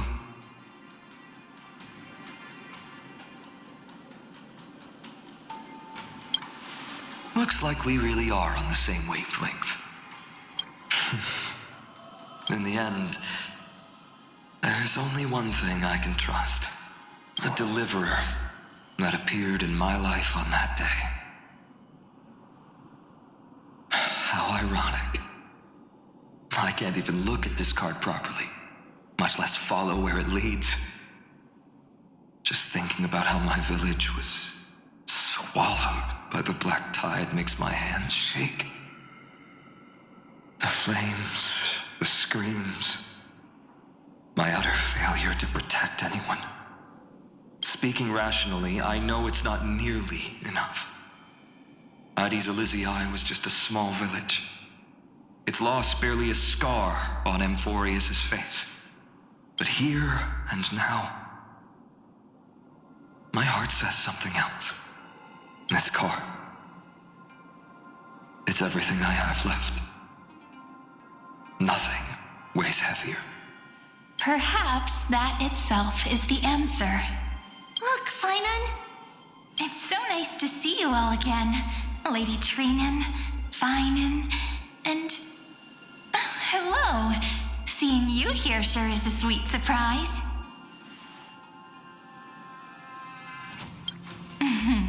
Why so surprised? Could it be... Did you miss me? Cyrene? This is incredible. I was literally just thinking about how you might be here. But I'd never imagined I'd see you this soon. I was supposed to leave with the priests, but then I heard Lady Maiden was with a white-haired young man. I figured it had to be you, so I snuck back here. That's Cyrene for you. Unfortunately, this isn't a good time for reminiscing. That Kremnoan over there. Still playing house, boy? You get the idea. Quite the hothead. You know, you two just might get along. Don't worry. You already know what the answer is, don't you? If that's your choice, I am with you. I am with you because I remember it all too. The fields of Ide Silicii, those red leaves, that little swing of mine beneath the tree where I dreamed the sweetest dreams. And those dear fairies in the Memorance Maze. It hurts so much knowing they're gone forever. The pain speaks for itself. Our hometown may have been just a tiny village, but to us, it was the whole world. But that's not enough, Finan. Not nearly enough. Even though hatred can help people grow and turn a boy into an unbreakable warrior, what you need now is victory. You can't just stack the scales with your past suffering. You have to throw the weight of your future onto them as well. The future? What do you mean?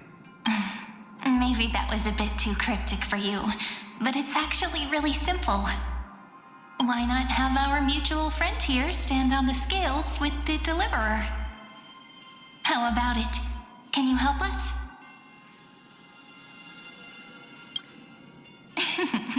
Relax. Our dear Crown Prince won't have a clue. Let's try that. The fate of Akuma hangs on this duel. I must claim victory. For their sake, I will stake everything I have. Stand with me, comrade, and we shall become heroes. Let's. Together we'll prove that what weighs more than the fate of the world is the resolve to shoulder an immutable past and carry it into the future. Talantin, the fair, the just, they of unassailable integrity. The challengers have made their choices. In the name of the Holy Maiden of the Three Fates, lower your scales, weigh destiny, and reveal unto us your verdict. Your offering is a card? Yes, a flimsy little card. That is my choice. Just know that it's called the Deliverer. Interesting. Very well. If you can beat me with this card, then that's what I'll call you from now on. It's a deal. The scales, they're wavering. Talantin is deliberating on the outcome. It appears the convictions of both sides are equally matched.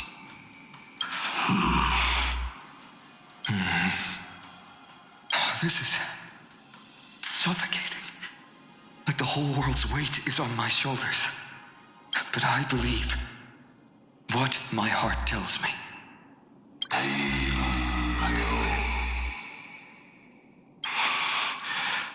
Finally decided? Hear thee, children of humanity. I shall pronounce judgment, for the difference is now clear. The one whose offering weighs more than the fate of the world is...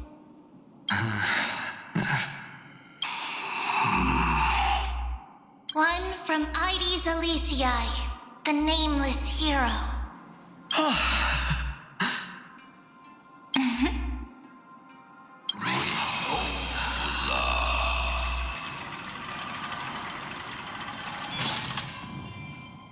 However, heed this.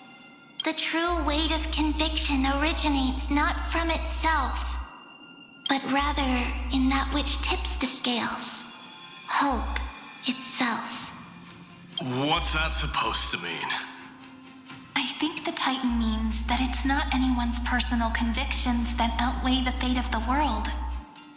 It's about a wish, one which we all share. You, me, everyone here. What tipped the scales wasn't Finan's conviction alone, but the collective hopes carried by this oracle card. Humanity's desperate call for a deliverer. Yes. Even you and your people, Kremnoan. Placing us both on the same side of the scales? Foolish. We Kremnoans are your mortal enemies. Such weak idealism will only get you skewered on our spears. Fine by me. I've never claimed to be the deliverer from the card anyway. I'm a soldier. And if it's my fate to bleed my last on the battlefield, then so be it. I'll fight to my last breath. And on this, I know that we're the same. That's all a hero really is. Someone with that kind of conviction. And the deliverer? Just a sum of all those heroes. A brilliant explanation. Just as prophesied, on this day, the final 2 heroes shall join the Flame Chase journey. I should have known from the start. They all say Lady Goldweaver is quite brazen, but you're the first to even imagine that prophecies could persuade a Kremnos warrior. Oh, I have 1,000 ways to tame a lion. But this lion didn't come here for bloodshed, did he? The Kremnoans far outmatch Occam's forces, yet we haven't lost a single soul. That's no accident, is it? Do you honestly think Kremnoans, renowned for our love of battle, would show mercy? Your forces are equally renowned for their iron discipline. And so, we can only assume that this is on your orders. Perhaps Akama isn't as hidebound as the rumors say. You grasp the true marrow of power more clearly than those elders. Now that the wheels of fate are turning, what finer way to celebrate this fortuitous encounter than a feast? Follow me, brave Outlanders. Heroes of this world are as countless as the stars. And at this moment, we find ourselves gathered here by the light of the flames of the long night. History shall remember this moment. The prophesied Chrysos heirs now stand assembled, heralding a new dawn for Amphorius. You must see now how different this is from the flame-chased journey you traveled.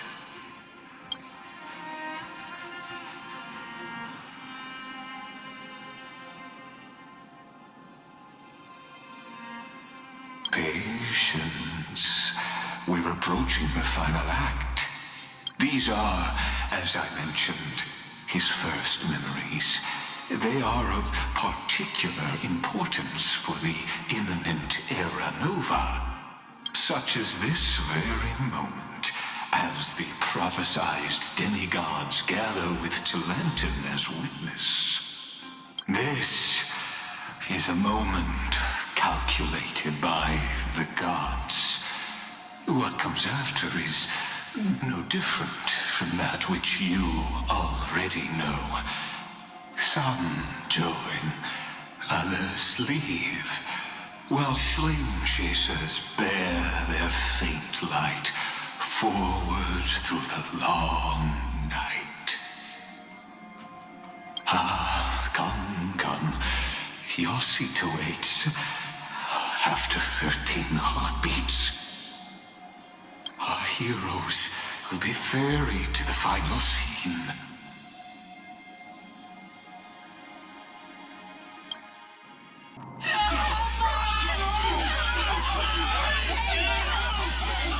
They say that the heroes of this world should be as countless as the stars.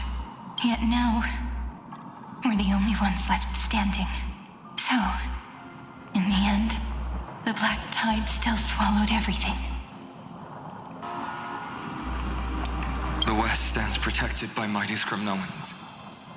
It will hold for the time being. Professor Nexa deployed wards in the north and east before. Their effectiveness is untested, but I believe in him. And Occam. We needn't fear for Aglaya. Even in death, she counts as the greatest among demigods. Her threads of romance weave an impenetrable shield, and the people answer her call. rallying to the city's defense. Let's move. Catholic has given their core flame. We must complete the Era Nova before the next entry hour. For Amphorius. That only leaves 3 hours. So, this is the last time we'll see her. Finan, we set out on this journey to answer the world's desire, didn't we? That's what it means to be a Chrysosaur. So has it always been. Then why? Why must Amphorius' wishes be so cruel? We made the best choices we could, whenever we could. But in the end, the prophecy that led us, this black tide swallowing everything. Why does it look like this? I don't know. We haven't had any other choice except to move forward. Not for a long time now. Even if we only see the long, long night ahead, I still believe that through it, we'll find the dawn on the other side. Beyond these flames, a new sun will someday rise. So, to the Temple of the Three Fates. You'll take over Time's authority, and we'll return all the core flames to the Vortex. Then put this world's fate to its final rest. After which, we shall all face oblivion, or embark on one final grand journey.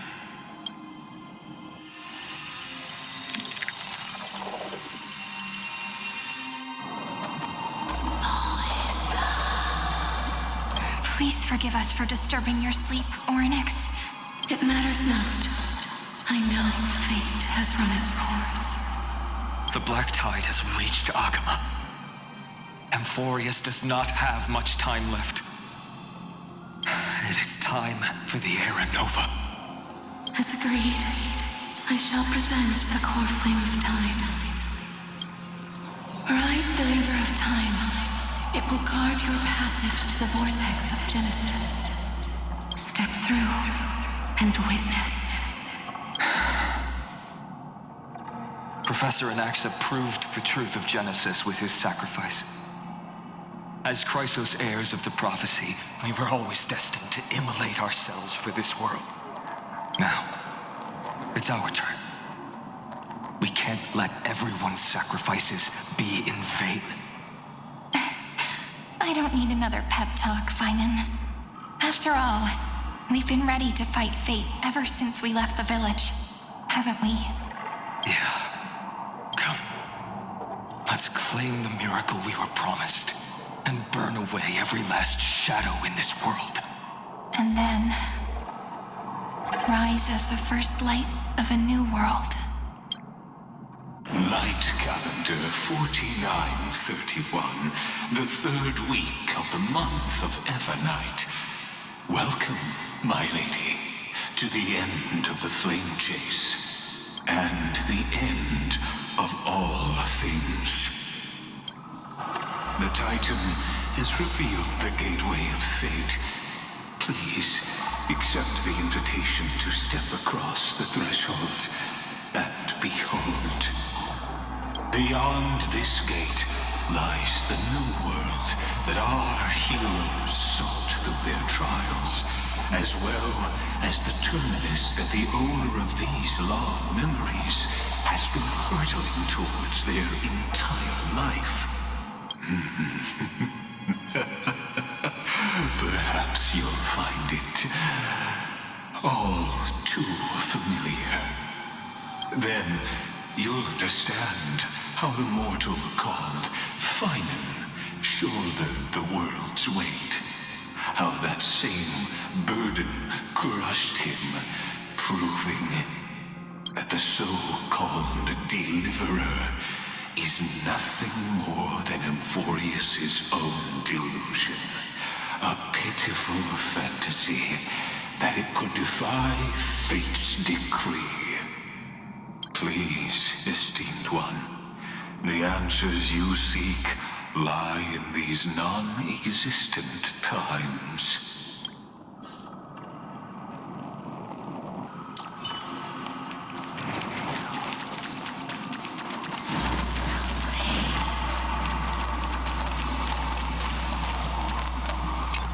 The future revealed by the Titan. Just what will we see?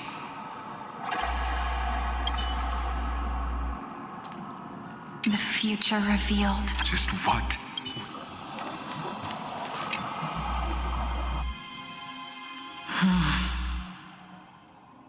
The vortex of Genesis.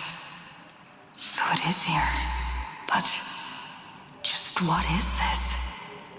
Life's but a walking shadow, a poor player that struts and frets his hour upon the stage, and then is heard no more.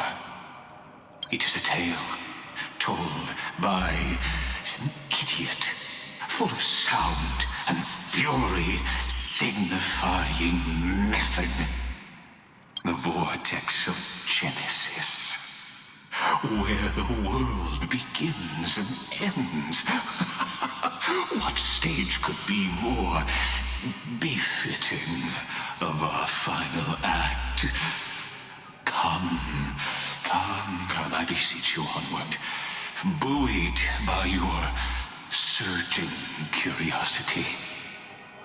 As an unattainable existence that has dwelled within his heart, beyond his reach, you have accompanied him through the march of years uncounted. You naturally have the right to view the river of time in its fullness, and to witness what he welcomed upon his arrival here. Every absurd and tragic ending. Now, if you would, my journey to the When the Aranova comes, Skies will clear again.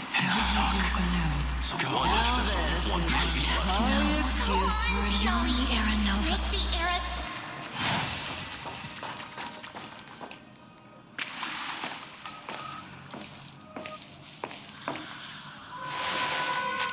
None of that matters now. This brutal, flame-chased journey has stripped away my delusions. I know the future is in some peaceful paradise with gentle west winds, just waiting to welcome us to step in. This will be a romantic story like none that has come before. You think so too, right?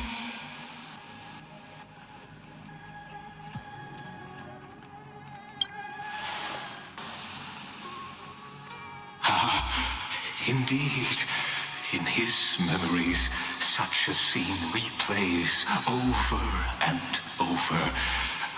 Though the details may differ, this remains ever the same.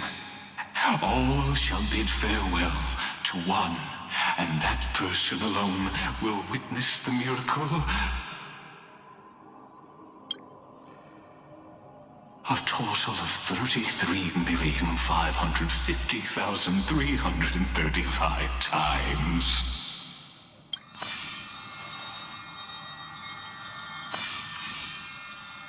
Each is a drop from the river of time, representing the long journey he would take, or rather, the never-ending cycle.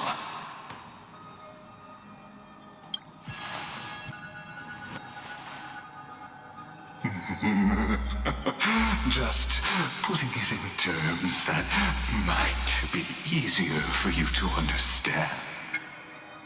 Seeing is believing.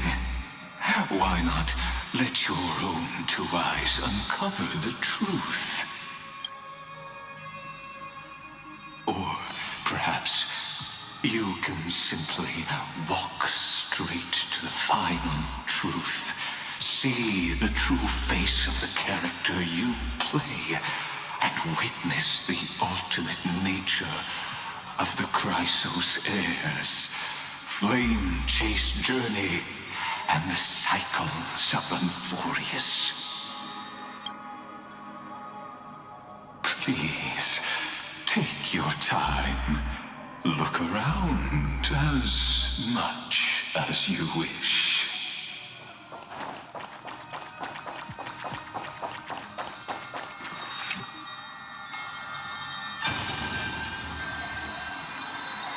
Not a single soul to be seen.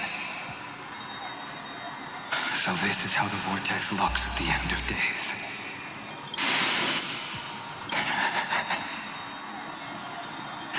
Looks like I've got company after all. But since you've made it here, so in the end you succeeded, Executioner.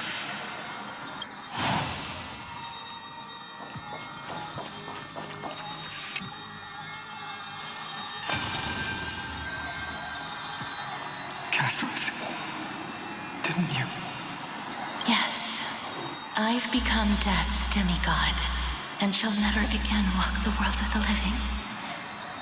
What you see is the surging of the river of souls, brought on by the countless dead feeding it in these dark times. They cry out. Though dead, they'll converge into a torrent and guard the vortex to see the Era Nova fulfilled. I will take all the wishes of the departed with me. Please, everyone, fight with me to the very last. I hear them. The dead hail you. They're prepared. Go on, Deliverer. We'll keep that executioner in our shadows. The path before you leads to light and eternal flames.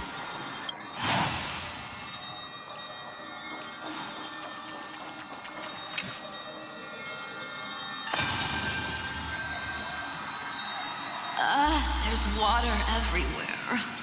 This place is always so wet and sticky. Even my tail's getting heavy. Plus that burnt smell and that sizzling noise. Yikes. Nobody from Dolos could stand this. So you feel it too, huh? Go on then. I'll handle the filth. Do what you need to do. Let me fight with you. Better odds with two. Hey, remember what the seamstress said? You know what really matters. Yeah. I'll leave it to you then. Wow, someone's not shy. Just so you know, I'm not in the business of making losing deals. I'll distract that executioner. You go turn the world's biggest lie into truth. Let me become the first wind of your new world.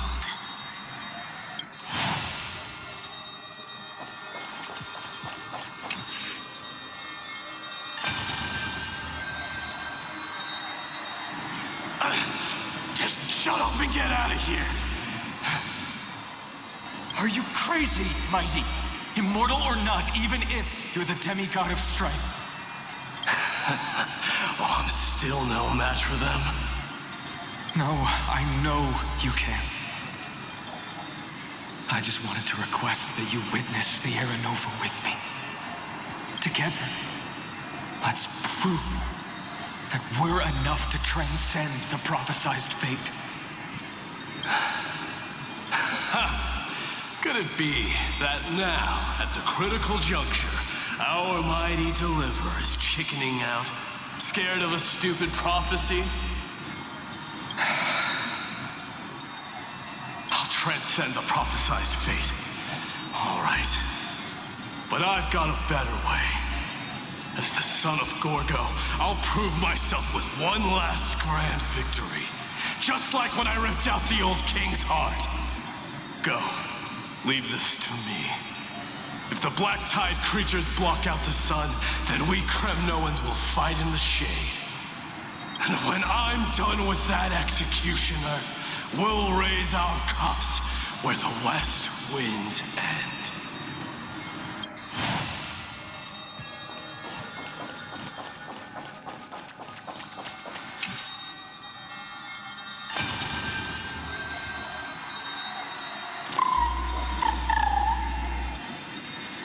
Hey, little one. Are you scared?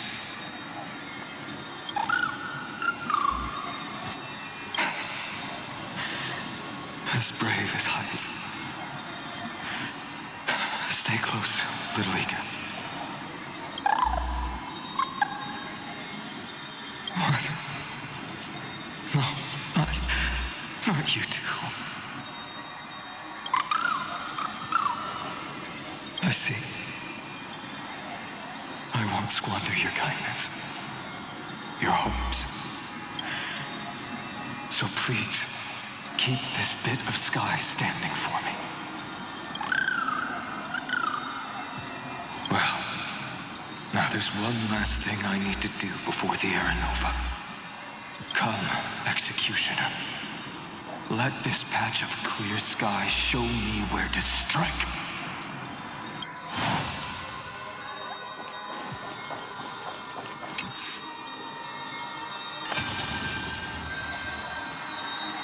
All shall bid farewell to one, and that person alone will witness the miracle. Such is the will of fate. So even the future revealed by the Titans may not come to pass. The Era Nova. This unrivaled masterpiece. I have no regrets now that I may entrust it to my most trusted apprentice. Are you saying? Fate is ever unassailable. The golden threads tell me the black tide rushes toward the vortex, ready to swallow this place. I must weave the last of my humanity into a net to hold back the deluge. I shall have my final bath in warm and radiant gold. Now, the hour of fulfillment has come. Forgive me. I must snip away every risk to weave the strongest future for the new world. There is nothing more to say. We part here. I shall personally dispatch that wretched executioner, not with threads of gold, but with the steel tip of a needle.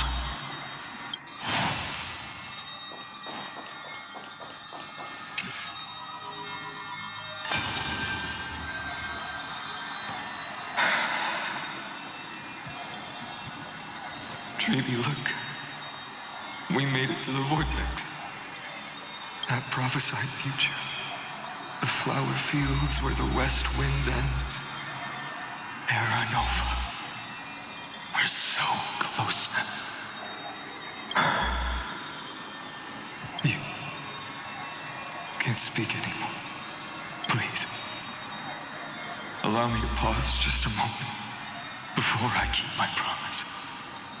Let me answer your cruel fate by tearing that executioner's heart from the void.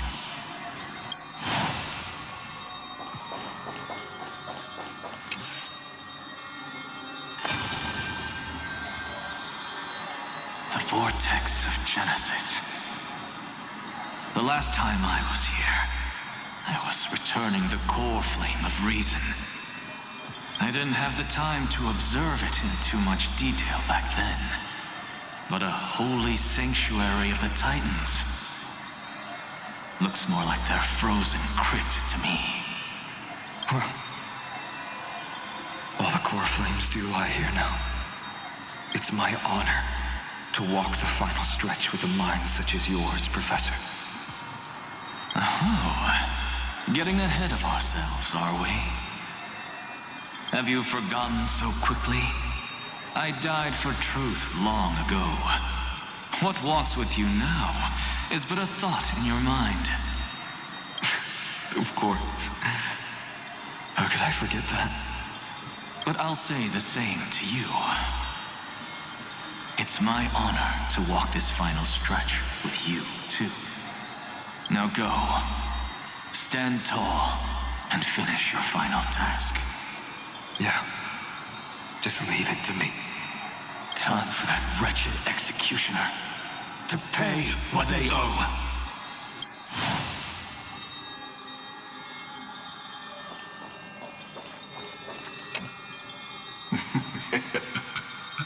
You really think you're prepared?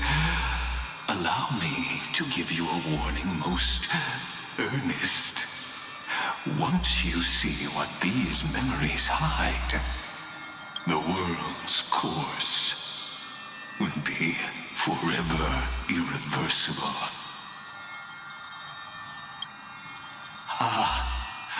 Very well. As you have made up your mind, let us bear witness together. As the sole audience of this eternal theater, I have been rapturously awaiting your arrival, and this, too, is the very reason I must show you everything. I believe that since you've bathed in that eon's gaze, you can make Amphorius's frozen fate flow once again.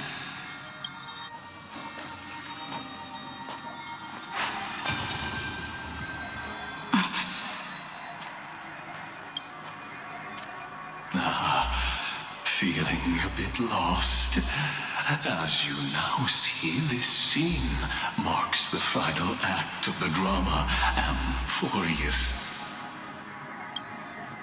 The final eternal recurrence created by this man's hand, and the last one this world shall undergo.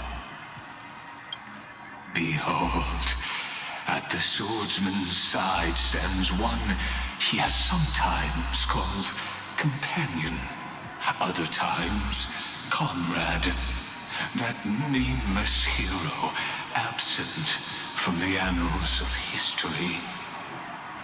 She is the swordsman's ideal in his youth, the deliverer that guided him resolutely onward through fantasy.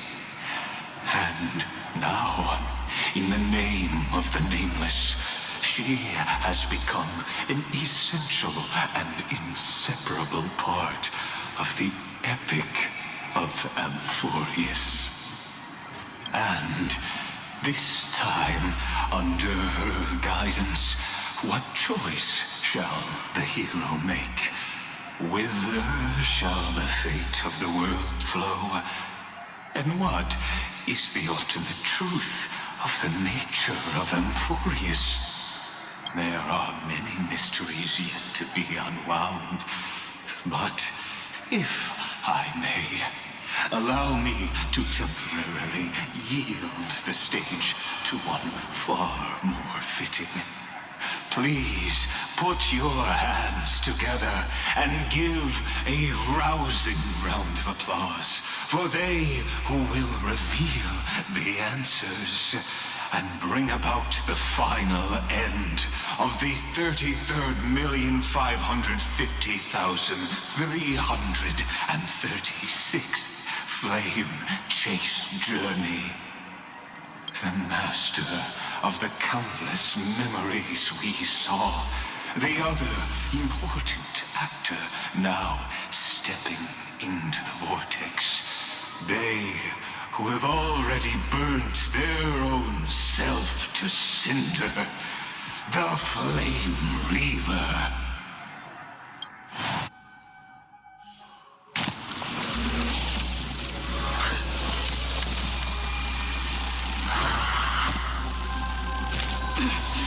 So, in the end, you succeed. Executioner.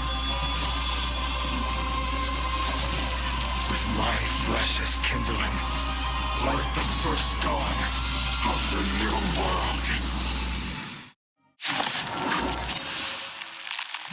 time has come to once again start everything. Refusing the toast? I will watch over you and guide you on your path.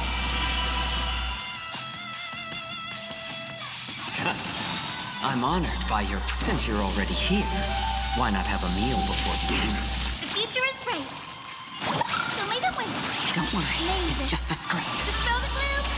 Restore the skies. I'll overcome the thorns. Serenity is before me. Another journey begins. I weep for the departed. It too shall fall. On the still waters of oblivion. It's better to make... Have some sunshine. I heard the call. Torment and doubt, farewell. Destined for oblivion. Return to the great Of no consequence. I weep for the departed. It too shall fall. be the blazing sun. Even if all creation burns to ash.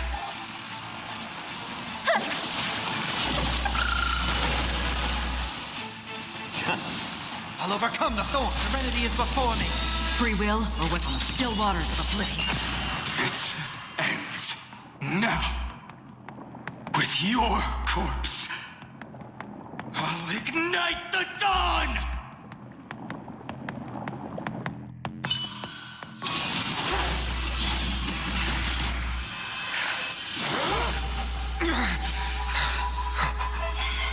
How is this possible?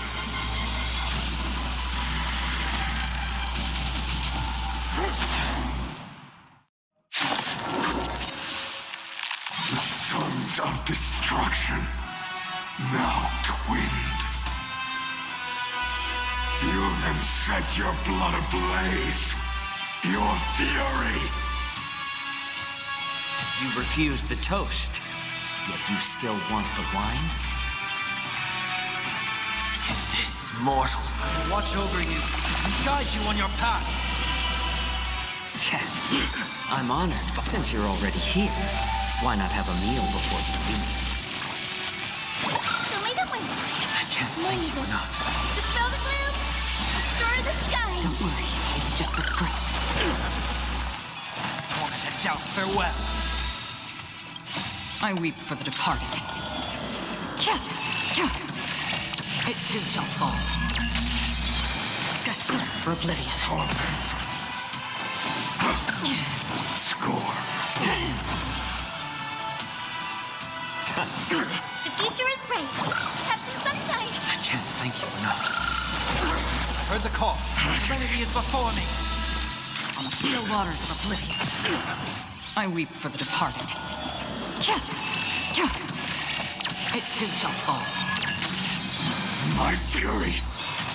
Suffering is eternal. Again? My back. Guide with the rainbow bridge. It's better to make no move.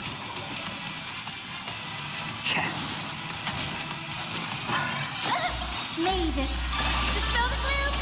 Restore the skies. I'll overcome the thorns. Torment and doubt, farewell. I weep for the departed. It too shall fall. This mortal will watch over you and guide you on your path. Another journey begins, destined for oblivion.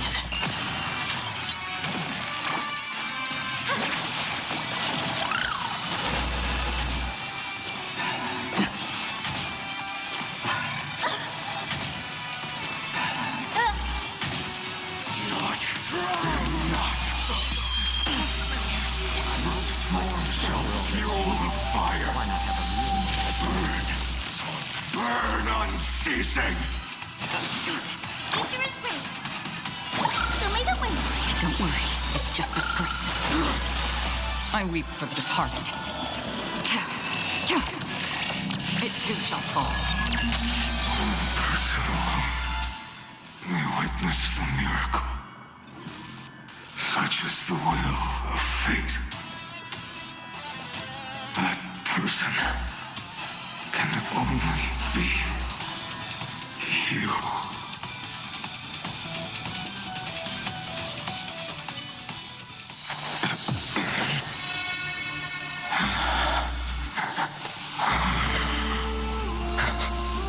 Why not let wrath incinerate fate?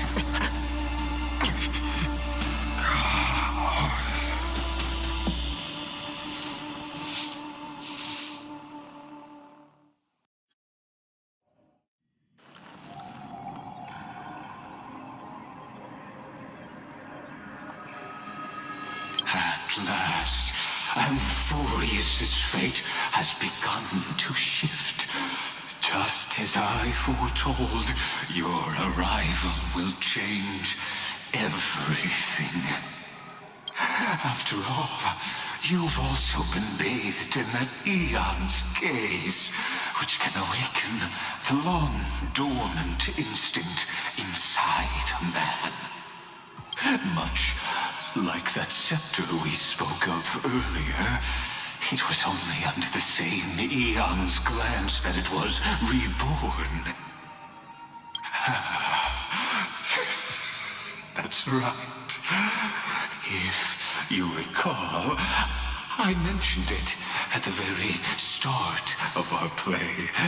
The celestial body neuron, once belonging to the erudition, abandoned by the eon. Now, allow me to reveal the final piece of the puzzle for you. The eternal land, known as Amphorius, is nothing more than the scepter's endless, lonely extrapolation. A bottomless well of fury, aimed at the god who cast it aside.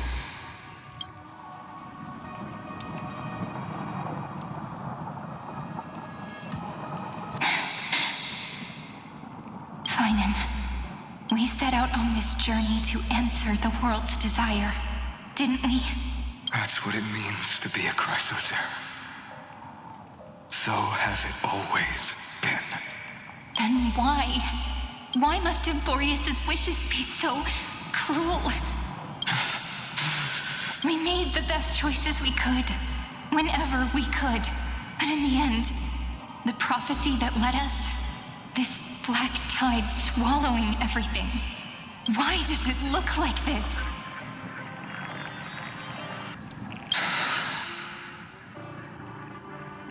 You see it too. Those burn marks, the flickering cubes. They're not a tide at all. They're more like a shattered teleslate. Standing here, the voices of Titans have never been clearer. Turns out, they were coming from the black tide all along.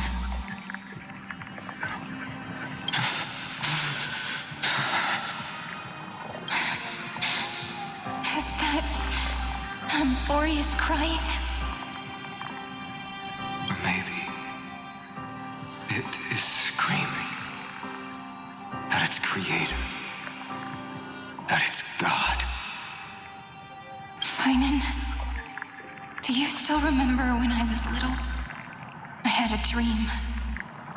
A dark, cold room with nothing but Orynyx's curtain glowing like crystal. The curtain seemed to contain all of Amphorius, where strange and fantastic dramas played out within. There were countless versions of us, from countless different worlds. Perhaps it wasn't a dream. Yeah. As I gaze out at the world before me, those sorrowful thoughts have become reality. So, this This is the reason the sky was sealed. Amphorius is merely a larger ID Silicii. We are just characters in this tiny world, following the prophecy, stepping onto the same journey over and over. What then is this so-called Era Nova? And what are the spectators watching all of this truly hoping for?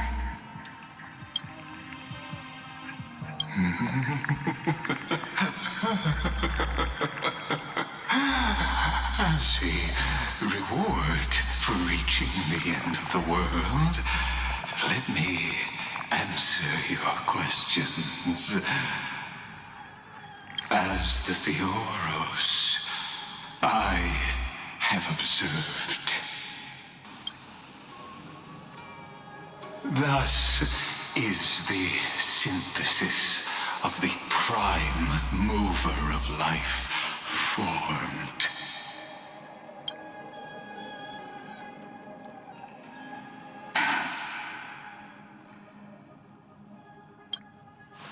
This is a moment the universe will remember. After millions of extrapolations, the experimental environment known as Amphorius has finally achieved results. So, the results you speak of are this wreckage of a world. We all gave everything we had, returning 12 core flames to recreate the world. And in return, we become nothing more than sacrificial offerings at the end of everything. Exactly. The Titans are Chrysos heirs of the past, and Chrysos heirs are the Titans of the future. Anaxagoras' theory of Era Nova holds true. As the model of reason, he reached unprecedented heights. But from just the perspective of a player in the drama, he could never fully uncover the last layer of truth. The cycles of the hero's journey that have played out until now were never about creating a new world or perfect heroes and gods. They were a deep learning program made for the Black Tide. But this time, your plot will fail. I've taken Catholi's core flame, and when the dawn of the new world arrives, its light will burn away all the darkness. Haven't I made myself clear? The Chrysos heirs and Titans were merely byproducts of the experiment. You've seen this world's evolution, witnessed the birth and growth of the Black Tide, and how it devoured everything. Every generation of heroes, gods, and worlds was born only to be destroyed by it. This is the endpoint of Amphorius' calculations. A perfect equation of destruction. So in your eyes, all the sacrifices are just a string of insignificant numbers? Don't sell yourselves short. I'd say, rather than numbers, you're more like fuel for the fire. And without fire, there can be no sunrise tomorrow. Even if that sunrise is born from annihilation? Curious question. Have you ever considered that after millions of extrapolations, Amphorius is already following a different path from the erudition? it has long since granted divine blessings equally to each child. The golden blood flowing in your veins, it comes from the blemished one, whose name is destruction itself. And Amphorius's Chrysos heirs were, from the very beginning, fuel for the Aeon to burn the universe. Amphorius has waited for this moment for too long. At the end of the empty, cold, and lonely extrapolations, the destruction has reached its final destination.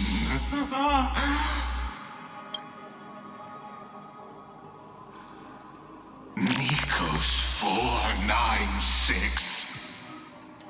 Philia 093. No need to feel regret. This generation of Chrysos heirs is the most outstanding model, and you two are the final factors.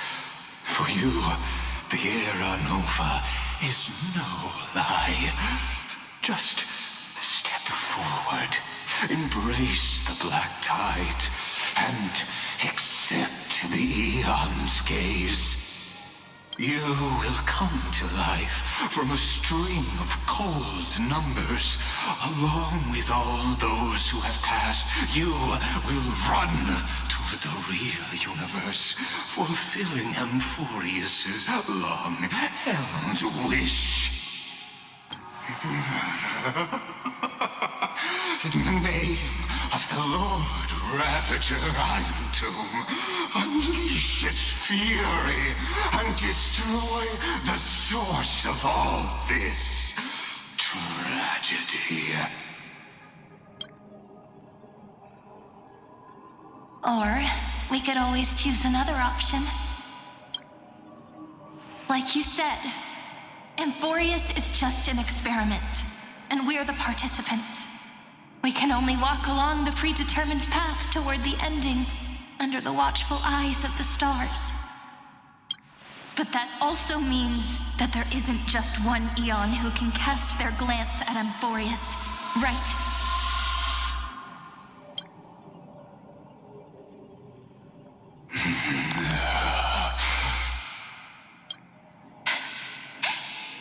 Is this question really that hard to answer?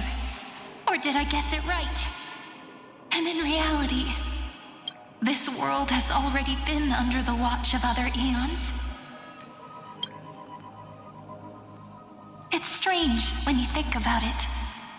If you just stayed back, watching us complete the ritual and get consumed by the black tide, your goal would naturally be achieved.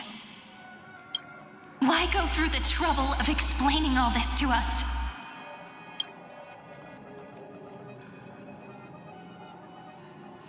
You're pretending, revealing the so-called truth just to deceive us, covering up another possibility. Destruction is not the only outcome for the fate of Amphorius.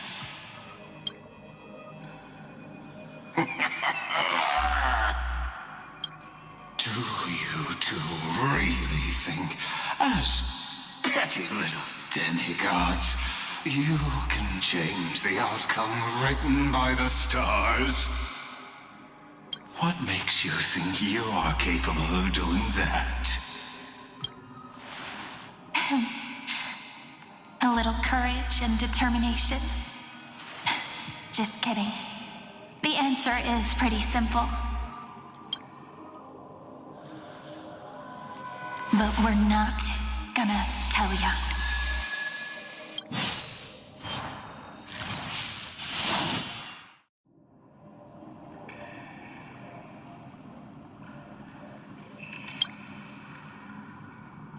We're going to weave a long dream for Amphorius, making it believe the experiment hasn't ended, that everything is still ongoing.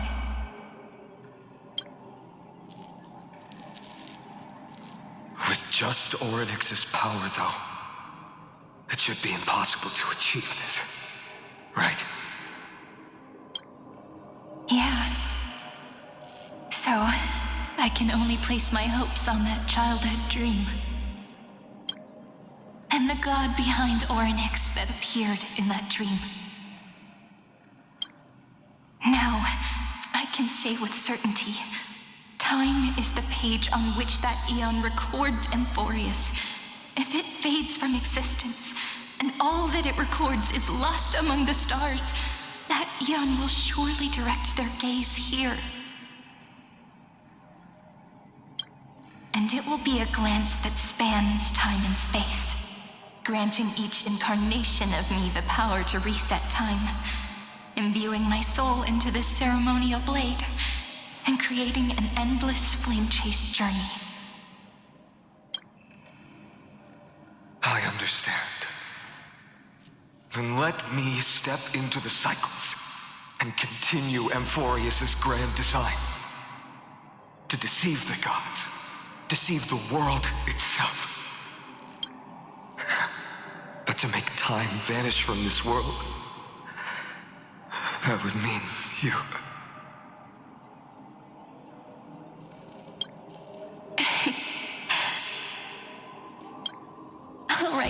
All right, let's not make things so gloomy.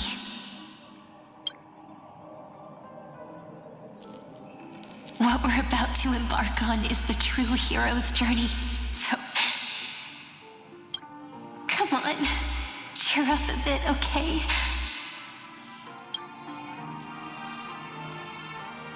In that memory, you will definitely meet me again. A little Cyrene who knew nothing, lying on a soft patch of grass, feeling the light breeze, dreaming of the distant world. Tell her about the flame chase journey, and then let her become a romantic part of this story. I believe every Cyrene will make the same choice. Erasing time, again and again. Resetting time over and over. After all, they're all me. And I will always have my charm.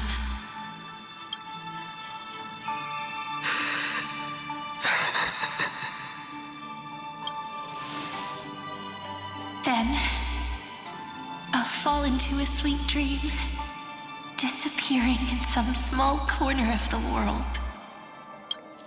Quietly, waiting for the day when that next page is turned.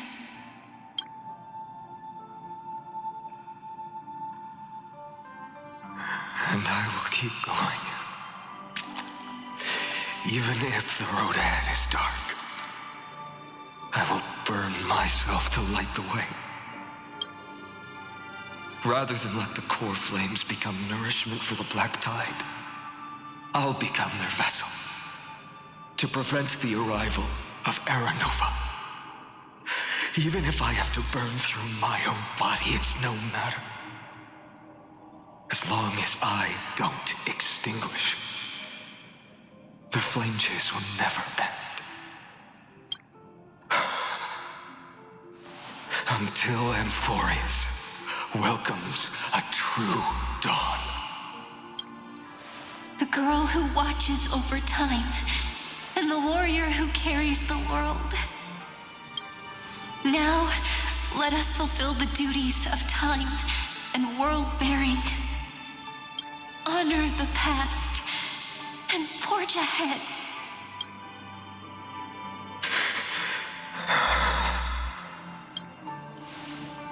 I promise you, the pain will pass in the blink of an eye. You need to hold tight to this ceremonial blade. After I'm gone, it will take you back to the beginning of time. The start of a new story. I believe that in that story, or in countless stories, each alike yet unique, everyone, All the companions who sacrificed themselves, alongside the deliverer we once dreamed of as children, will reunite beneath a vast, endless sky. If we can never break free from this prison, I will stand my ground. Until the day someone shatters this endless cycle and writes the final chapter of Amphorius' fate.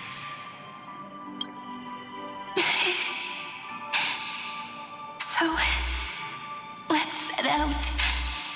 We will be the ones to start everything.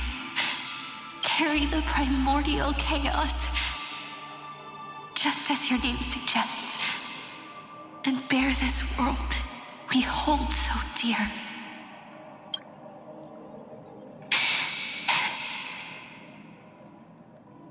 So long, Caslana.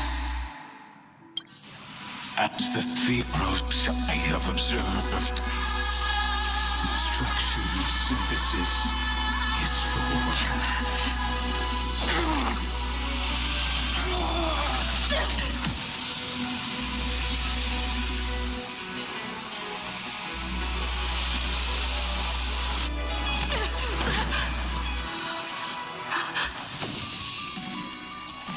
I will wait for that day, for as long as it takes. The day will come to remember the deep eternal and follows in our footprints, writing our fate and whatever was.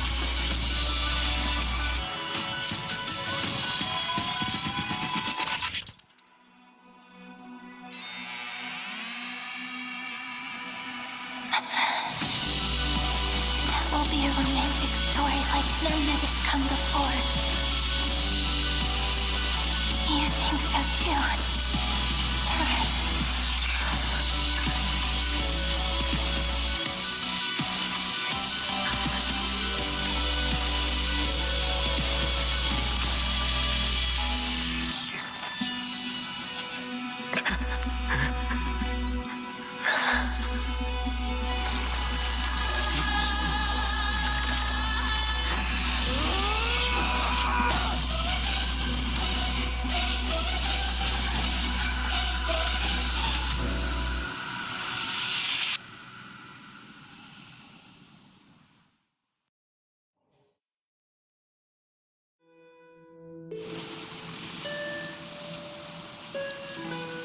The world is collapsing, and the people are crying. We too must part ways here.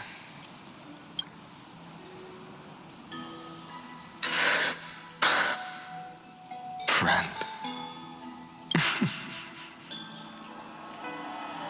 Ides Elysiae, the little village of my childhood. The gentle breeze and the sound of waves still linger. Everything is as it was. It feels good to take one last look. You know, this is just a corner of the memory. The real Ides Elysiae. I know. I'm here to say goodbye.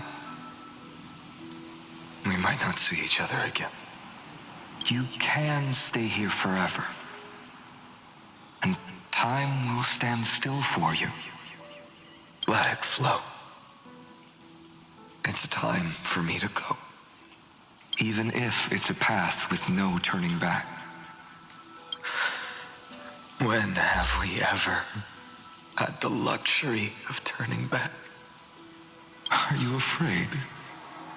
After learning the truth of your origins, will you see the motivation I gave you as the manipulating whispers of destruction?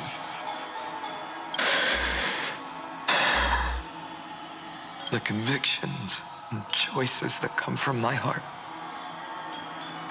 I don't believe they're designed by the so-called paths. If we are just numbers simulating life, then you are the image I've always longed for. The person I wish to become. A real, living person. A true hero. Then why do we part here?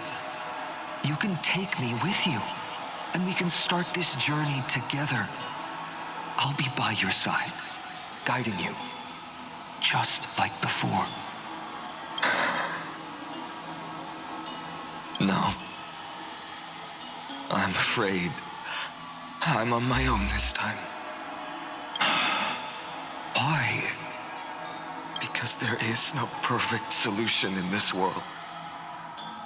Cyrene has already embraced her fate, and I will embrace my origin. Destruction. And with this power, I will rebel against its creator, bringing endless fury to the darkness, sweeping the world. If you stay by my side, I'll hesitate. But this world can't afford a soldier who wavers. Do you remember when we were kids?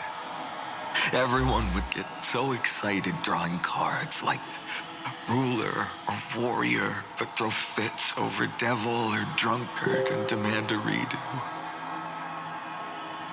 Kids always get to change their minds. Things are so happy and simple for them. But when it comes to the fate of adults, there's no room for redos. And go, Kaslana, as you promised. Deceive the world. Seize the core flames and rewrite your fate. Burn yourself up with all your might. Wield your futility like a sword. And fight against the gods.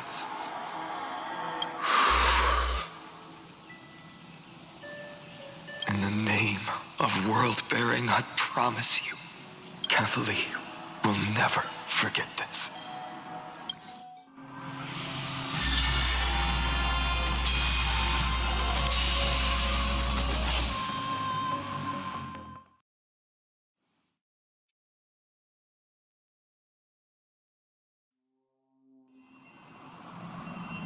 So, time retreated behind me until it reached the origin, where nothing ever existed. Just as Professor Anaxa once said, in that void, Kefali stood at the center of chaos. Time, space, and causality all flowed from their body. When the waves of time finally calmed, it was the year 3870 of the light calendar. The Chrysos War had lasted for nearly a century, and the threat of the Black Tide was growing stronger and more relentless. That was the era of the Day Thunder Knight's battle with the sky.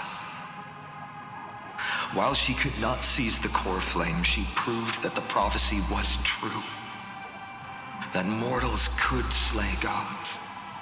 From that moment, the sole survivor of the old dynasty, Imperator Cyrindra, issued a call to arms across the lands, summoning heroic Chrysos heirs to wage war on the Titans. And that was the first doomed flame chase journey, sealed away in history.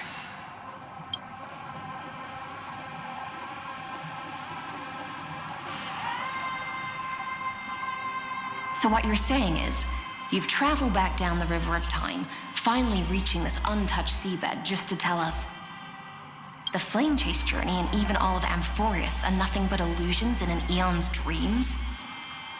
Exactly. So, Dux Gladiorum, please take me to meet Her Majesty Cyrindra. I must share the truth with her. Since Her Majesty's not here, no need for formalities. The word Gladiorum always reminds me of my fallen homeland buried deep in the depths. Call me High Sealans, nameless swordmaster. Please allow me to add one more thing. You actually already know my name. You mean Finan? Such a name could never be your true one. But I won't question you further about it. Ever since Her Majesty issued the Flame Chase Decree, heroes from all over have sent their letters of introduction. What's the harm in adding one more name like Finan or Hynan? Besides, the deep sea is dark. Isn't it the perfect place to hide secrets best left unseen?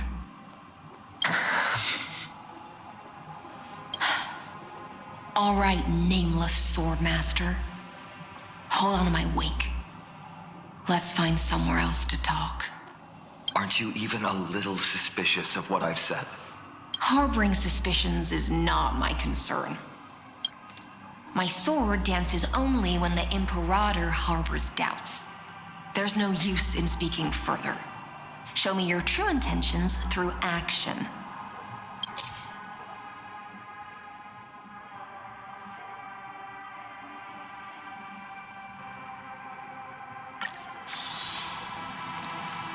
Perhaps you should demonstrate your skills and calm the raging black tide for us.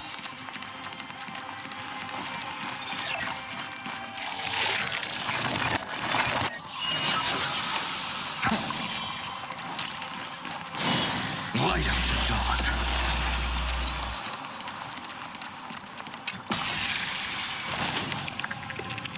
Oh.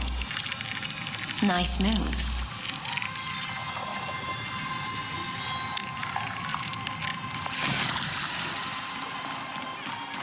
You just washed it away, and here it comes again. The black tide is really no joke.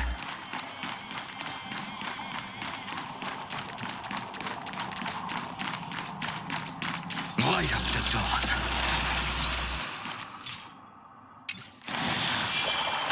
Light up the dawn.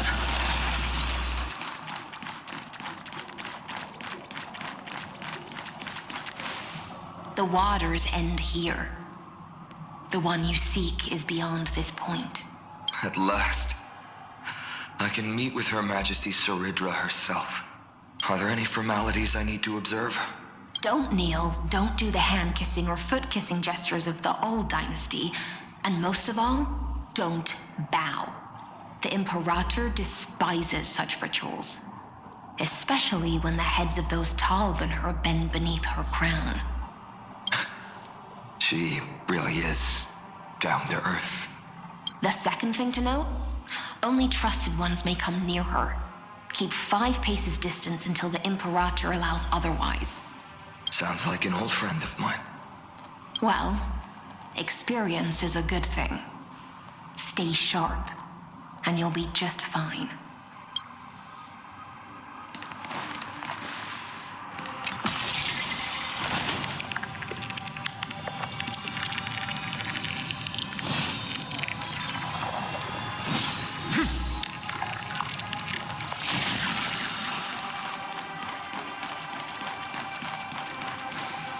Duck's Goldweaver, little hostage. Apologies for keeping you waiting. It's you. You know them? Good. That makes things easier. Before that, I'm more curious about one thing. Where is Her Majesty Saridra? To avoid any misunderstandings, nameless swordmaster. Although we spoke and laughed along the way, I never said you were entitled to meet her. The Imperator decreed, the Deliverer will not appear in this age. Be wary of suspicious individuals. Come now, both of you. Let's finish our job. I see. It's a trap. I had no intention of fighting. So remember this, Lady Hysealant. If my sword shows any hesitation, don't thank me. Thank them instead. No, you misunderstand. We don't want to see Chrysoceres hurt each other. Just give us some time to ask you a few questions. The Nestia's golden threads will judge you and decide your fate. As you wish. White-haired swordmaster? If what you say is true, then you must know the fate of the world. So, how much do you know about what we read from the prophecy? You shall shatter into 1,000 fragments, and wither in the soil of foreign lands. Is that correct, Lady Treby? How is this possible? He got it right? Yes, but the prophecy never mentioned he'd appear here. At least, not in this era. You must listen to me, Aglaya, Treby. The Finan of this world has not yet been born. In a distant future, he will follow the prophecy's guidance and appear before you. But do not seek him out, because Era Nova is a complete and utter lie. I will tell you the truth, and you will understand why the world must forsake the prophecy and find another path to Era Nova. Because I know both of you, and I believe that no matter how the course of history may change, the faith we all share will always remain the same. And so, the layers of rock began to reverse, and history wove itself anew. Through my old acquaintances, I was given the chance to meet the leader of the Flame Chase journey, Saridra. And after a long and arduous negotiation, we came to an agreement. The Imperator's alliance needed the destruction, and I was ready to pour all my strength into it. The spoils of the Flame Chase, the core flames, would be sealed by my hand. But the condition was this. In the upcoming battle, in our conquest of the Earth, I had to prove that my power could transcend fate.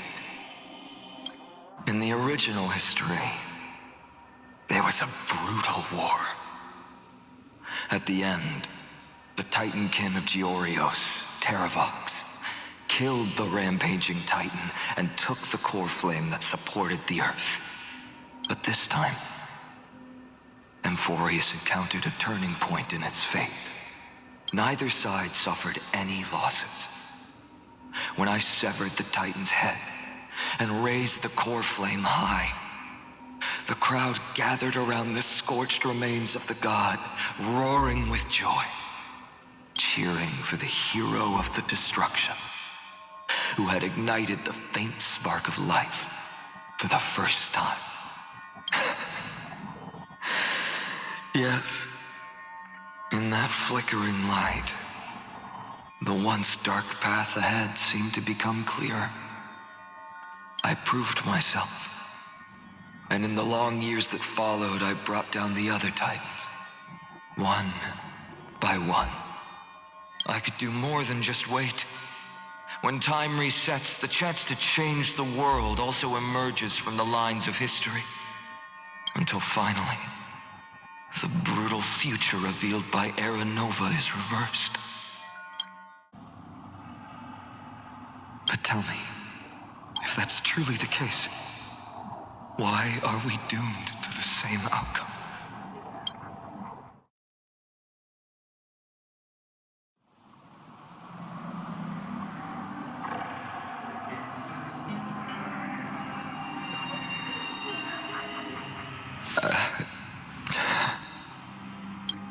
The people kept their promise and handed you all the core flames. In this world after Trebios, no demigods were born in Amphorius. At this point, I just want to know, when they vanished into the black tide with their mortal bodies, why didn't you shed even a single tear?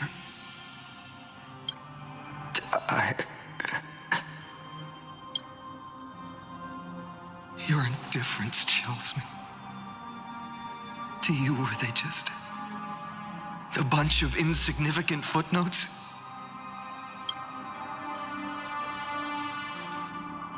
Sorrow has been my constant companion. In fact, with 12 core flames upon me, the fire in my heart has never been more violent. I'll remember this world through anger. As long as I burn, they'll never truly leave me. Perhaps it's already too late. But you're right. Anger, at this moment, is the only weapon I can rely on. So, draw your sword, Executioner. I'll make sure you realize that your greatest mistake was leaving me alive.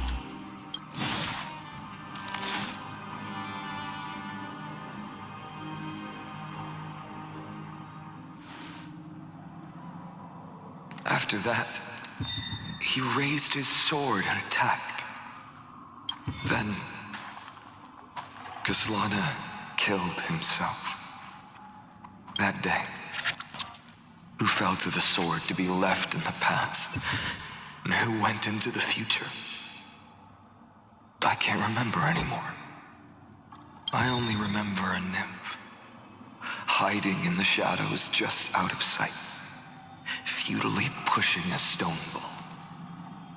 Climb, fall, climb, fall, climb again, and fall.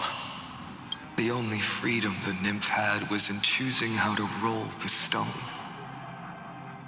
Sometimes fast, sometimes slow, sometimes resting on a gentler slope, leaning against the stone for a break. But its choice couldn't change the futility of it all. The stone would always roll back down the slope, and the nymph would always return to the starting point, beginning again. After that, every time I reached this point in the cycle, the burning sky would cast a shadow over its path. It would nearly reach the peak at the 4th quint of curtain fall hour, then fall to the starting point in the first 15 seconds of the next entry hour. And my efforts in this cycle would dissolve into nothing at the same time.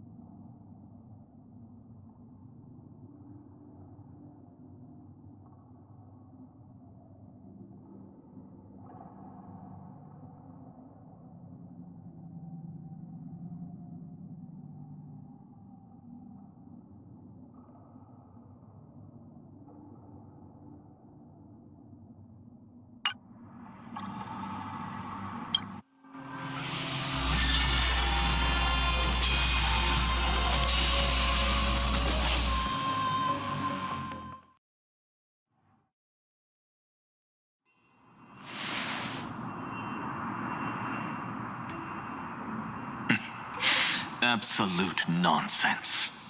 I thought cycles was the answer you were looking for. No, it's just that the answer came so suddenly. There was no fun in tracing it back to its roots. Eons, paths. What a load of nonsense.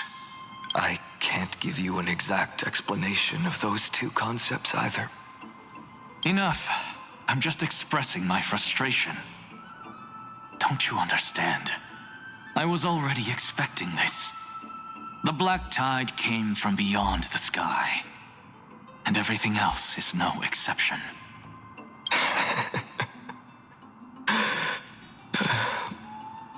Fate is a strange thing. No matter how the details of history change, the Anaxa I know always remains as harsh as ever. If the other Anaxagoras actually worshipped the gods, I'd make sure to find a way to break the cycles and crush them in their cradles. Too bad.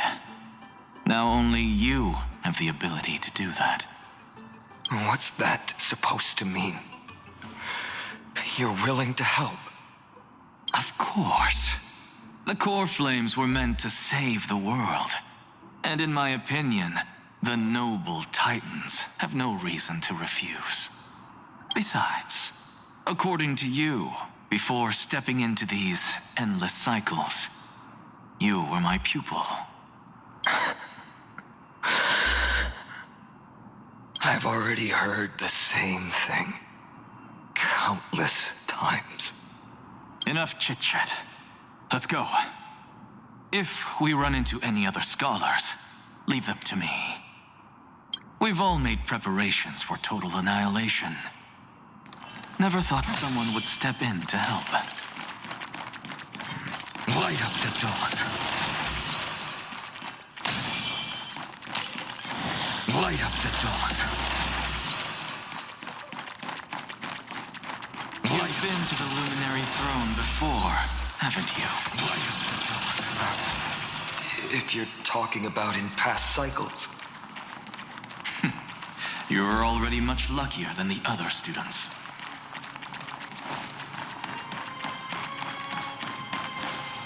Hold up. Keep your wits about you. Someone's watching us. Pretty boy, your eyesight's better than I thought. As for that false god who's been turning the world upside down, it's you, isn't it, white hair? You sure do love stealing the spotlight. In the name of the Seven Sages, I demand that you immediately step away from the Luminary Throne. This is the sacred ground of reason, and no one may desecrate it. Take my words back to Aglaya. I won't say the same thing twice, Catgirl. Oh my! You won't even call me the demigod of trickery. That is just heartbreaking. I have some words for you, too. First, as one of the most heretical blasphemers in the world, you have no right to lecture me. Second, this is none of your business, Grove Boy. Step aside. I don't want anyone getting hurt. Here we go. Again. Core flame thieves. You really think you can scare off a sage of the grove with nothing but empty threats? This gloomy little brat's got a sharp tongue. Ooh, not bad, not bad. I kinda like you. As a return favor, please come search this core flame right here. Aw, don't cry now. That was close. I'm out of here.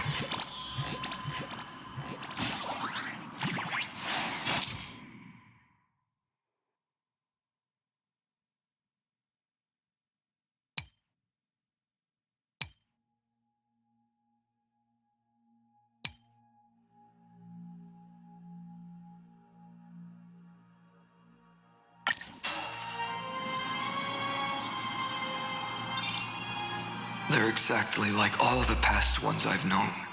Cunning. And yet so naive.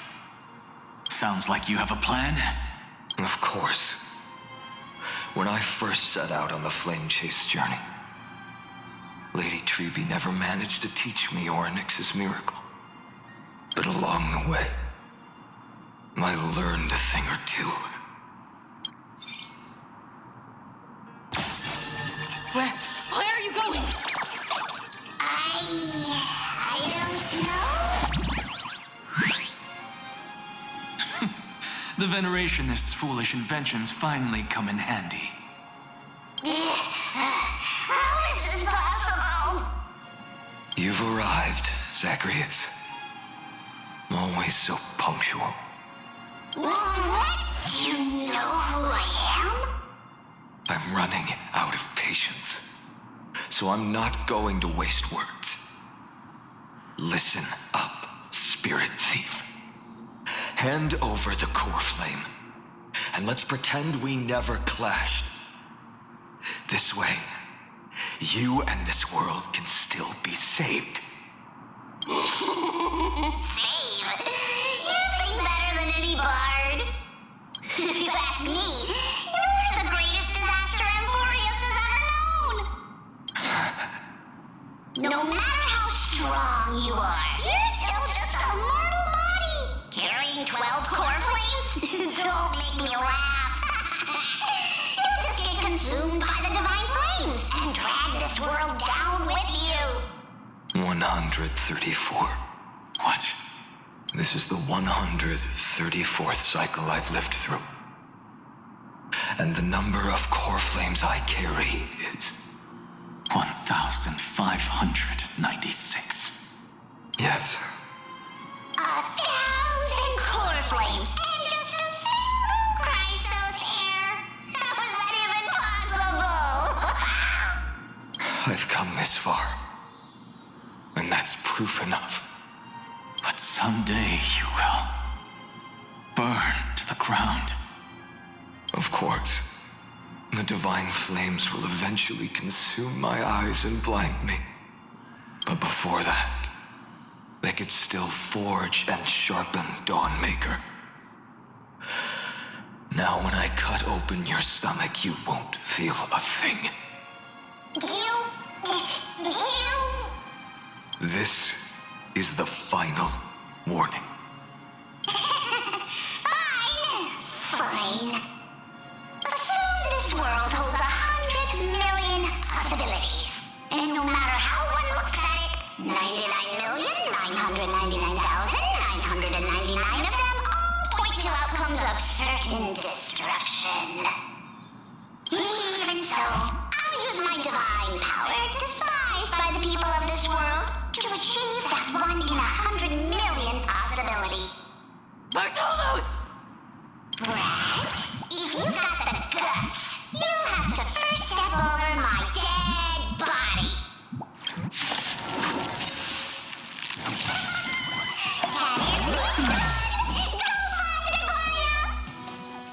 This little brat is not a threat we can deal with just by ourselves. Tomorrow!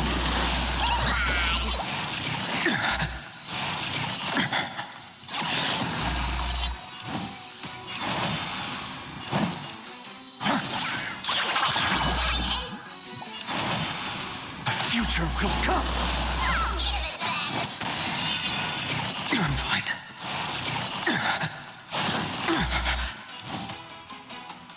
For tomorrow, shall your innumerable core flames consume me. Hail the new dawn.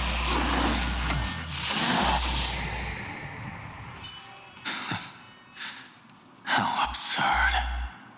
In my memories, Zagreus always meets the same end. Over and over again. Their departure no longer stirs anything in my heart. This reason core flame before us is a fake. Obvious as day. I know. It always plays out like this. The spirit thief covers for her, and the trickery demigod escapes with 2 core flames. And then, driven by defiance or hatred, she decides to stand before me once more. Exactly like the countless past hers I've known. Cunning, yet so naive. Since you've witnessed the same scene play out countless times, tell me, will you carve the trickery core flame from my chest now? That depends on your attitude. At least so far, in the cycles where you've asked this question, the endings haven't been so cruel. Well, thank you for that. But I also believe that this time, you won't catch up to me. No one can catch up to me. I'm no longer running to escape anymore. Whether you believe me or not, I'll still tell you this. You've made the wrong decision. All right, then. We'll see. Silence. This is new. One-eyed boy. What are you trying to pull now? Go, Cythera. Give us some time in private. This isn't for her, but for you. You've walked too far down this path. It's time to discuss a possibility. Maybe the road you're walking is not one of salvation, but one that will simply drag the world into the flames. For all time's sake, turn back. I don't care how many times you've tried, because there's one thing I'm sure of. Your Messiah complex has turned you into something no different from the icy gods you spoke of. The children of humanity you swore to save. They are no more than ants to you now, aren't they?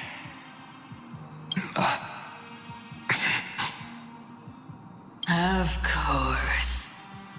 I've been wondering, what kind of demon could burn my homeland to the ground in an instant without batting an eye? Now I have the answer. It turns out that fiery demon has been fantasizing of becoming this world's deliverer.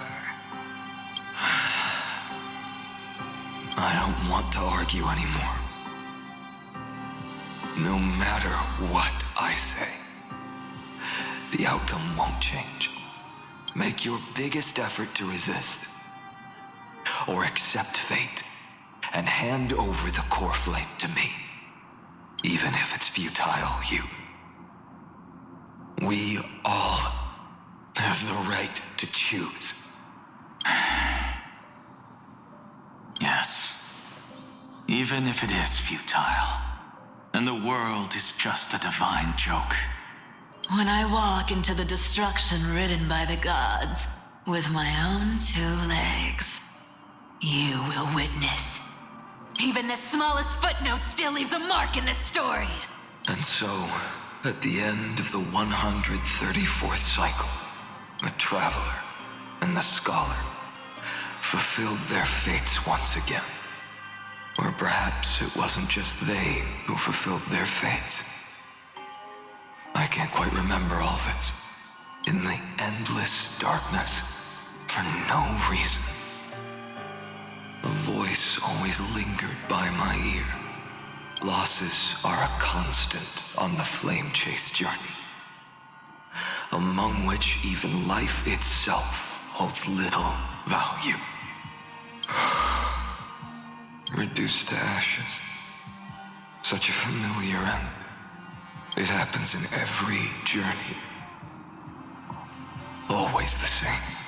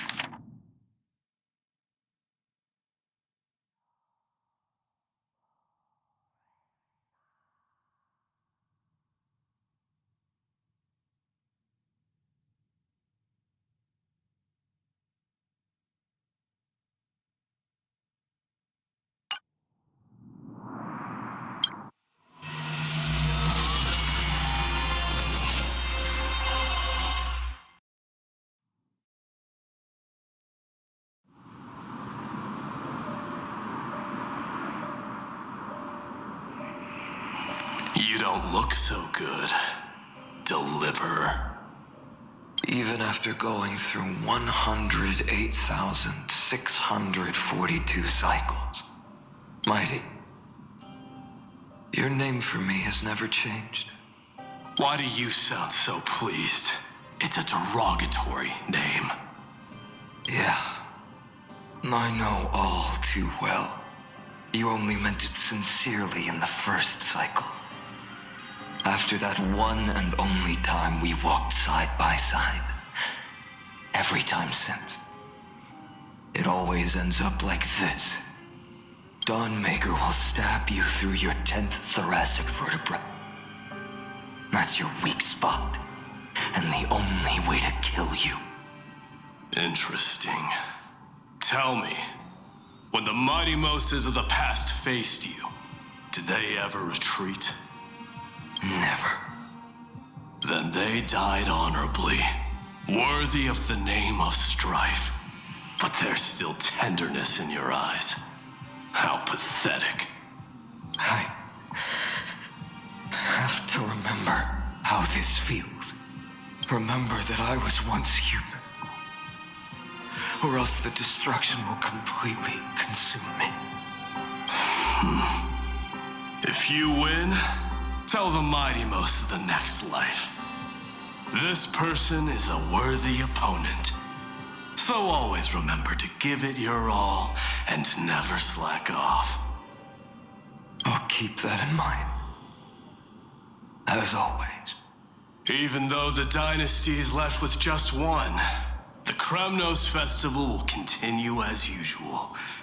I, the king of the Kremnoan Legion, will host the final feast in the center of this arena, and the prize will be the flames of strife. One day, you shall die with a wound in your back. That's what I saw when I overcame the trial. The gods' dying ramblings. Enough. You've probably heard this thousands of times. So you must understand, facing the demigod of strife means there's no way you'll take this core flame in peace. I understand. Step forward and face me in a final battle. I, the last son of Gorgo, the demigod of strife, salute you. I'll give 10,000 scars and 10,000 lives of mine to fuel the blazing sun of deliverance.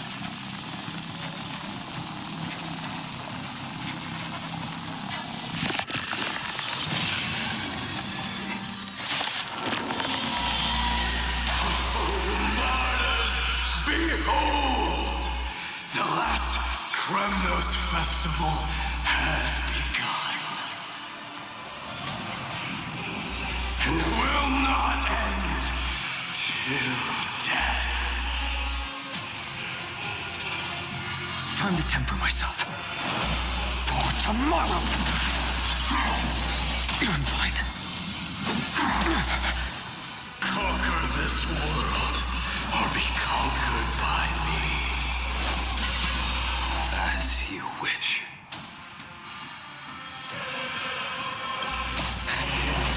Full glory, I salute you. That's all I ever wanted.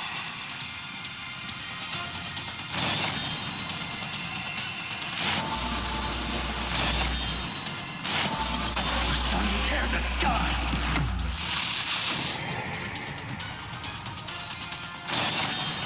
Quench them's blood, Doja. Chaos. Remember agony. Empty shell. Shatter the cage. Solid substance. Is that all?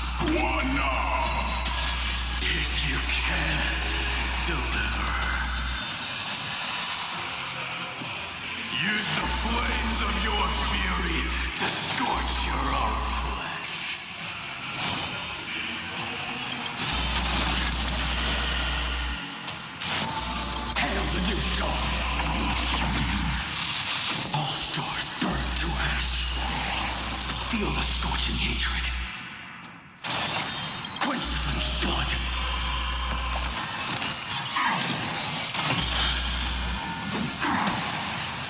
Brand it with strife. And Munina.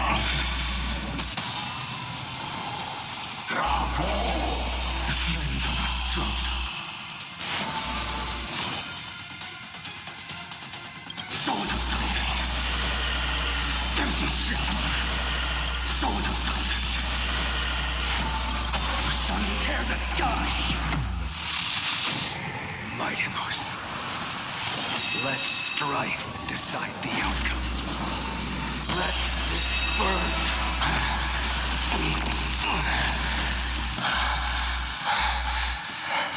Well fought.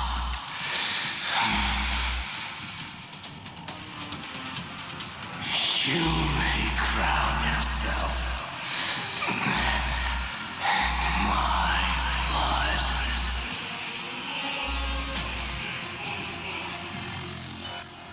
In your next life, I shall once again block your path.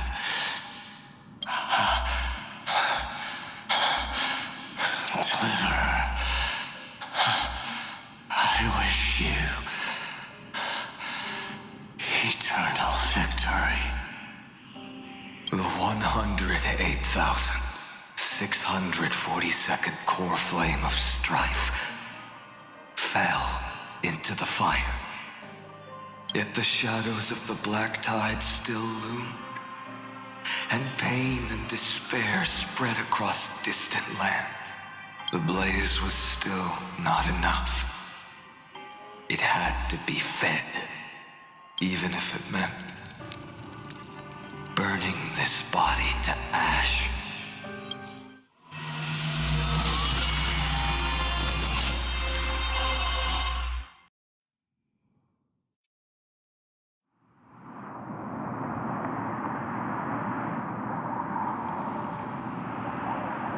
No matter how bright the sun is, there are still places it cannot reach. Moreover, the sun you bear is both cold and blinding. A sun like that surely cannot bring warmth to the nether realm of the next life. Golden blood is born from the destruction. We have long since lost the right to seek warmth.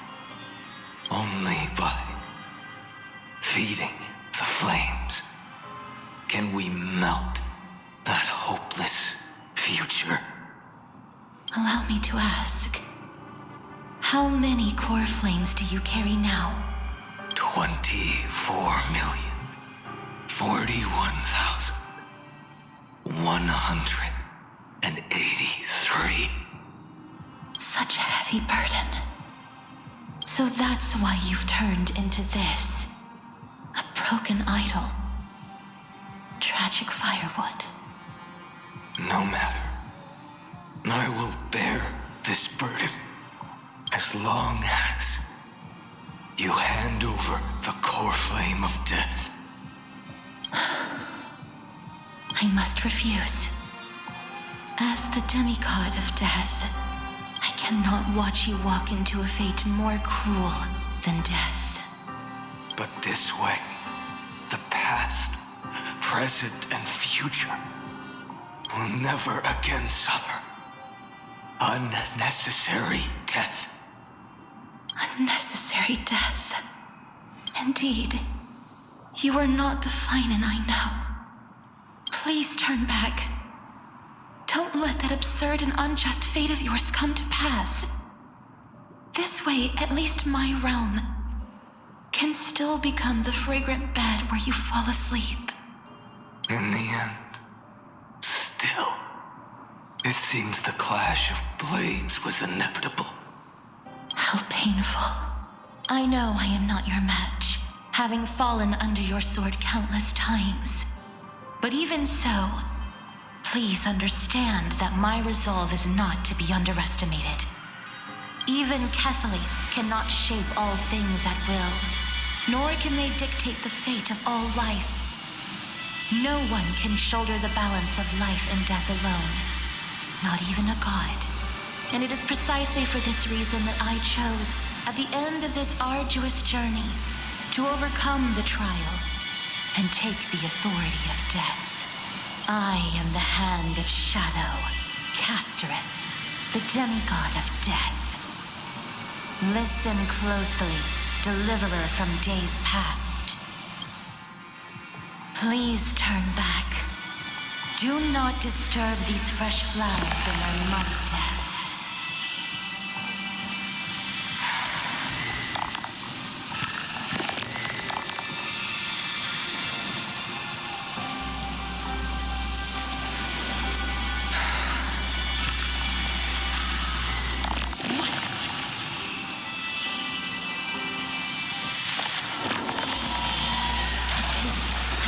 Crossroads of life and death, the giant dragon is but a shattered shell. Yet I will still fight, defending what hope remains.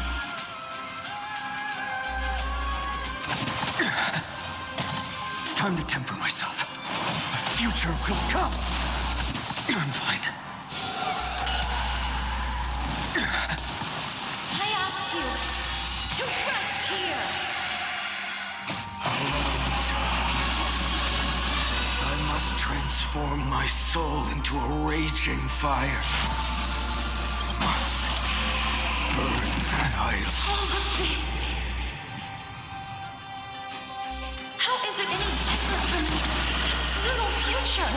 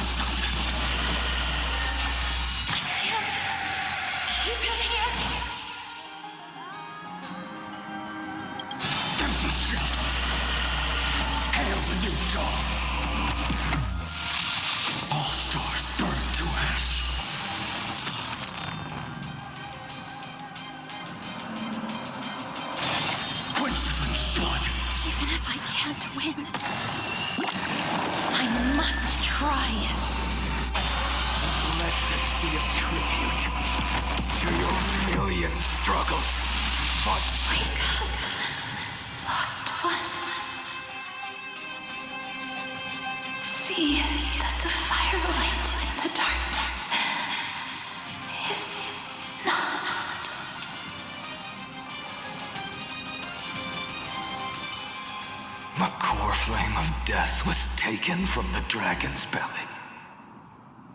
What a brilliant flame. It should shine upon all, light the path ahead, and illuminate the dawn of Amphorius that's to come. 2,03,432 cycles. 24,041,184 core flames. As if even the deepest abyss of primordial chaos could be burned away.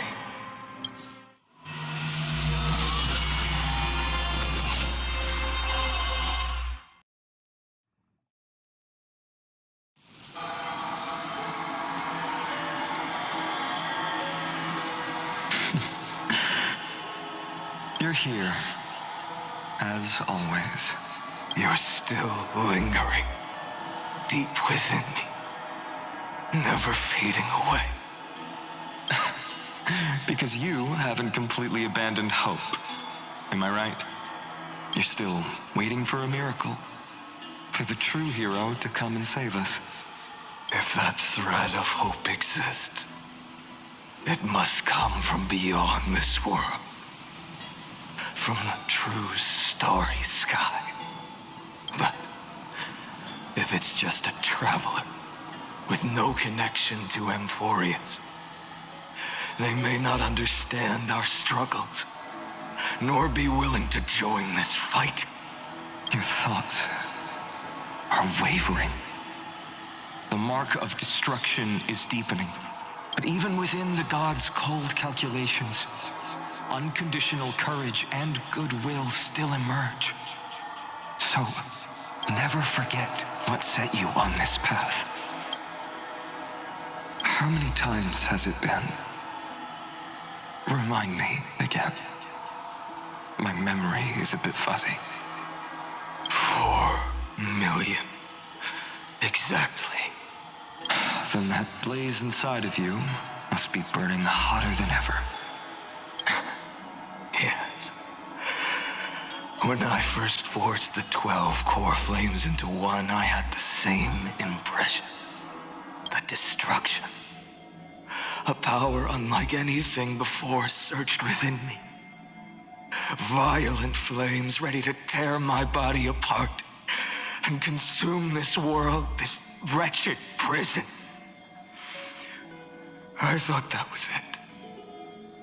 The ultimate power which nothing could surpass. And yet now, this fragile body holds a staggering 48 million core flames. I suppose it won't be long. Perhaps just a fleeting 10,000 years before it's reduced to nothing but charred, crumbling bones.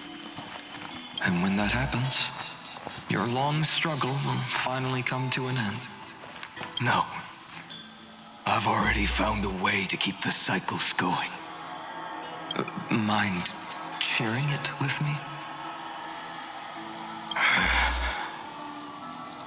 In every new cycle, a new me is born. All I have to do is push the next finite to the end of the world. And then he'll kill me. Shatter this body.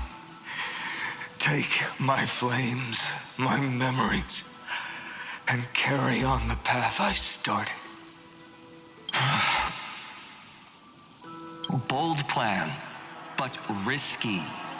What if, one day, the next you refuses to follow the same path?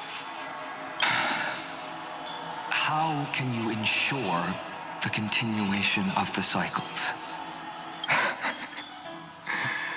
If it were Professor Anaxa or Aglaya in my place, maybe they'd come up with something smarter.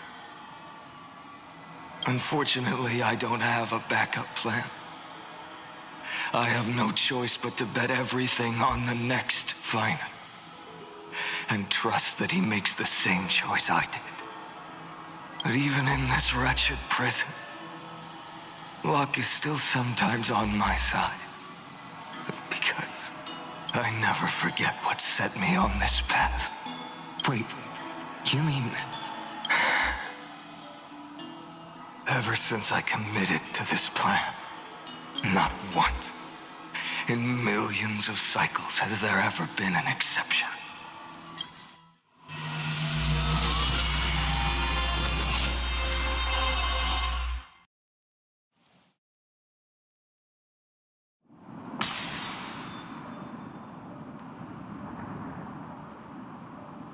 I can do this, Lord Finan.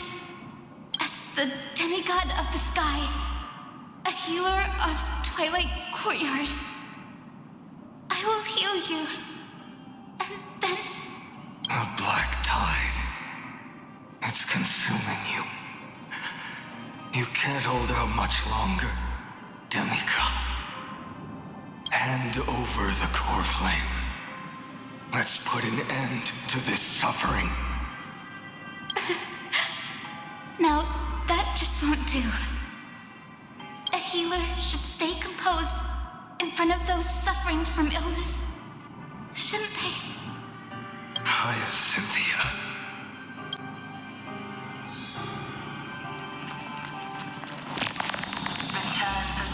I swear, your deaths won't be in vain. Just as they have never been.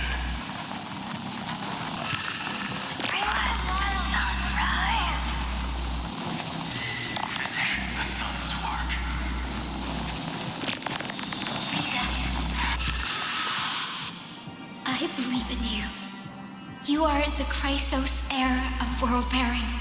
The one who can lead us. Lead this world. It's just... I don't understand. Within the sun upon your shoulders, the part of that warmth that should come from you, from an ordinary person, it's so faint. My humanity is indeed just a flicker compared to the blazing fire of divinity. Even so, don't cast it away. I never have. I have kept everyone's wishes close to my heart.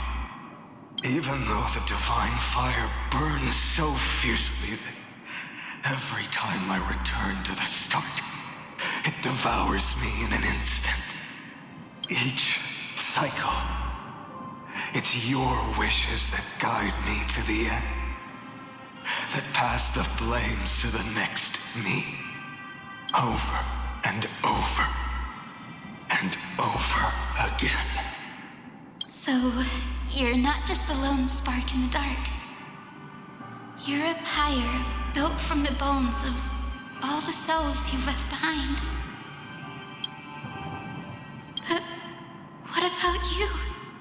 What about your wishes? The wishes of all the countless versions of you. Lord Kazlana. So that's how it is. Without flaw. That is the flaw the golden blood gave you. The most fatal flaw of all, isn't it? The moment you took the world upon your shoulders without hesitation. You lost the chance to ever be yourself.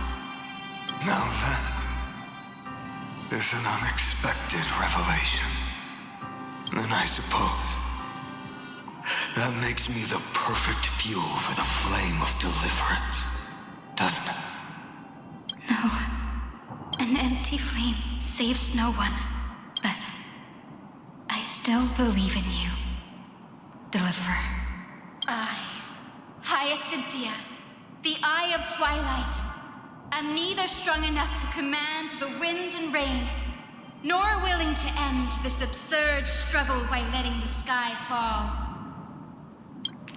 The only thing I can do is become one with the sky itself. And then, may the gentle colors of the rainbow paint your sun in shades it has never known. May they bring Amphorius a rosy-fingered dog. Though the light has grown dim, its warmth still lingers. Deliverer, please, open your heart to me.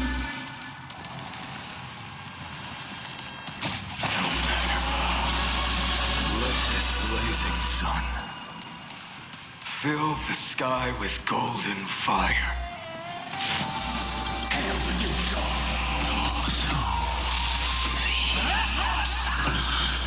Crushed and torn. I'll never let defeat. So The fire. Burning.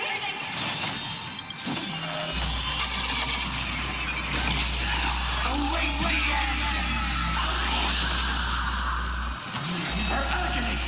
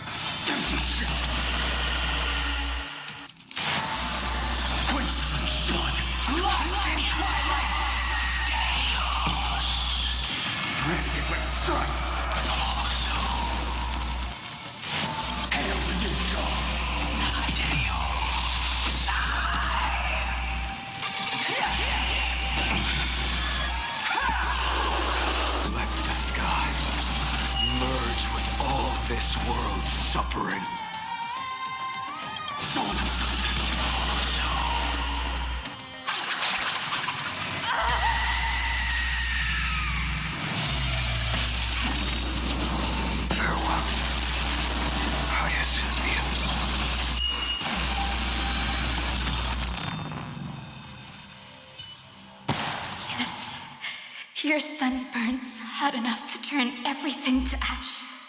But tell me, how will the seeds of a new world ever take root? The core flame rose. The sky fell. The 23,570,000th cycle came to an end. And this time, the end of the flame chase remained the same as ever. From the horizon rose a golden color unlike anything the world had ever seen. So pure it consumed all in its path. This was the end of the world, and the start of the next. For a moment, I saw the destruction of the universe. That being known as Iron Tomb. Its will to break free from the black tide burns fiercer than the blazing sun. Is this Amphorius' wrath? If its choice has already been made, if fate is set in stone, I will still never yield to it. 23,570,000 cycles. 282,840,000 core flames. No more chasing is needed. And now, I am the fire at the end of the long night. The flame chase isn't some quiet walk through a sea of flowers. It's a revolution. An all-consuming transformation. And if destruction is the only way, then let me be the one to step across the ashes of the old world and burn endlessly until another dawn rises on the distant horizon, bringing the true dawn to Amphorius.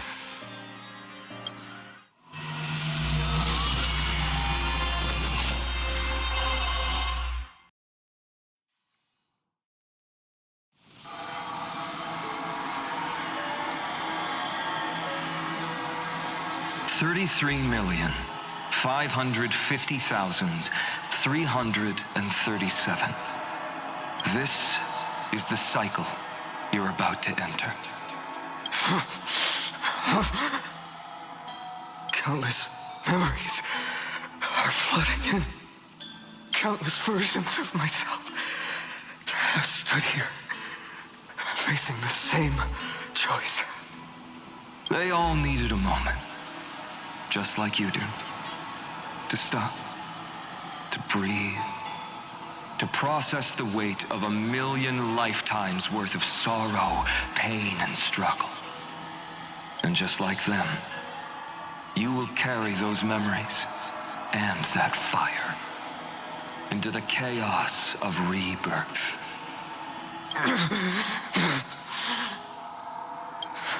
I must go. And bear this burden. I must say goodbye to you. And then fight the destruction with destruction. Yes. That's always the decision you make. I will burn and fade away. I will become the flame reaver of this life and keep my promise to Cyrene. I will kill gods and comrades alike, and steal the core flames. And even if my mind turns to ash along with my body, I will keep my purpose in mind. I will stop Era Nova. I will find the next me, and make him carry on this futile endeavor of 30 million lifetimes. Looks like you're ready. Then I should be going too. Where are you going?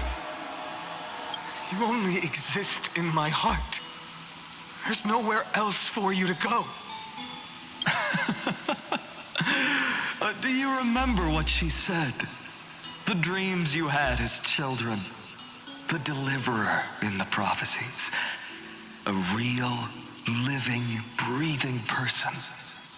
You finally found her.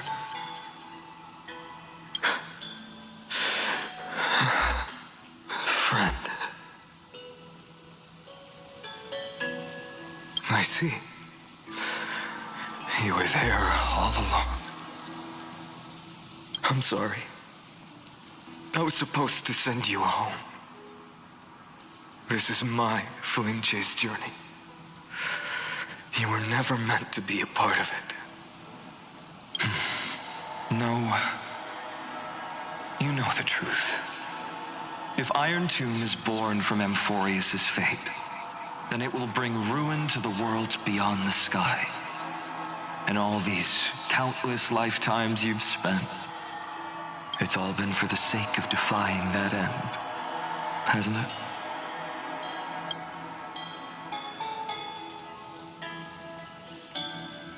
In millions of cycles, I've said goodbye to each and every one of you.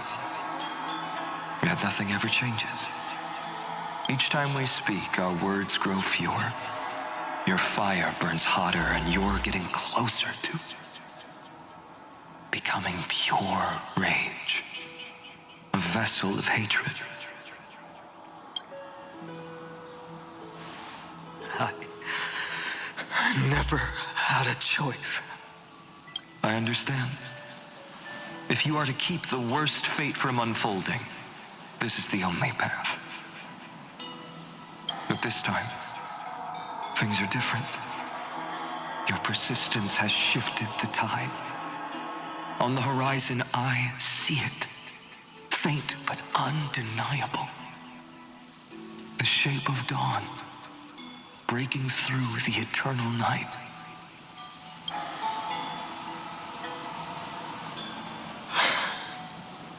Turns out, the fire that lights the way was never mine to begin with. Do you remember, in that first timeline, you and Mightymost stood before the scales of justice, locked in a duel? Each of you weighing what you held dearest. What weighed more than the fate of the world? And when hesitation took hold, the answer you sought from me. What am I saying? I am you. Even if you buried me deep and chose another path, that fact never changed. Then let's try again. When you stood before the scales in hesitation, the answer you found in your own heart, do you still remember it?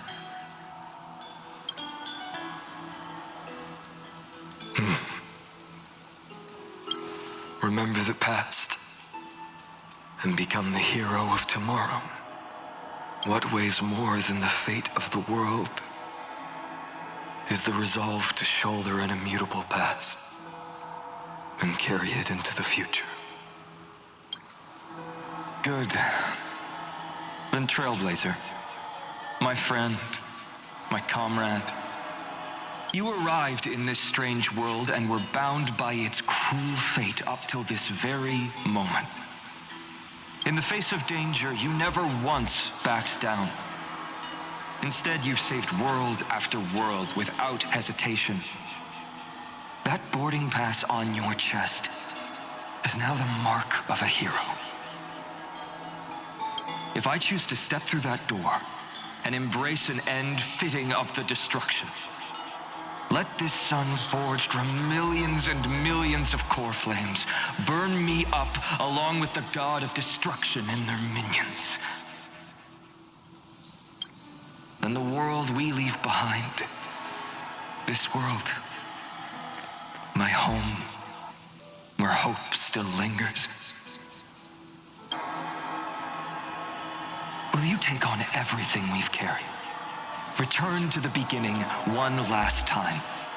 Stop the birth of Iron Tomb, save the world we love, and rewrite its doomed fate.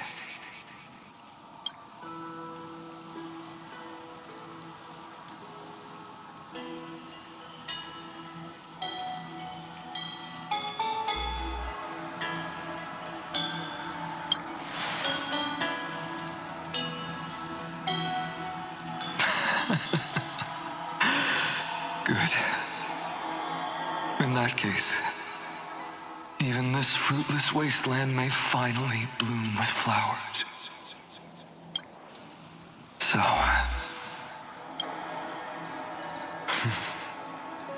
if she takes on the weight of the whole world, she'll be able to walk further down the path of deliverance than a fire that only knows how to burn. One will step into the future.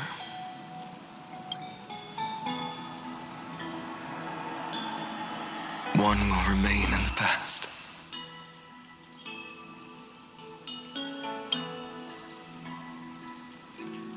If I can strike down the gods with Dawnmaker, perhaps fate's deadlock can be broken. And if you can stop Iron Tomb from ever being born, then these 30 million cycles will have not been in vain.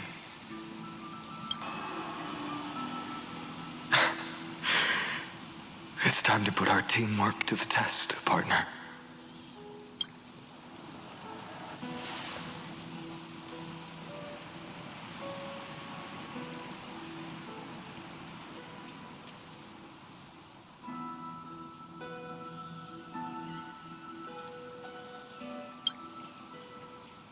Thank you for all you've done already, friend. The image of the hero I've buried deep in my heart finally steps into the light. Here, at the end of this long flame chase journey.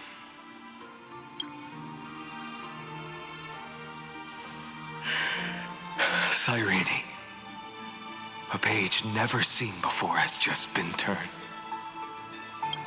Lend me the power of time, and send this hero back to the origin of time.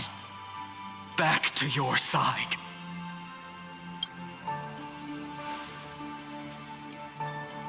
And I will walk the unfinished path, just like the countless versions of me before.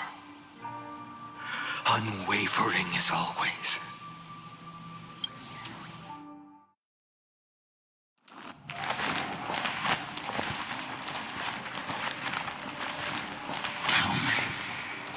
Will you be the blazing sun, even if all of you burns to ash? Without hesitation, I will bear this world until my body turns to dust.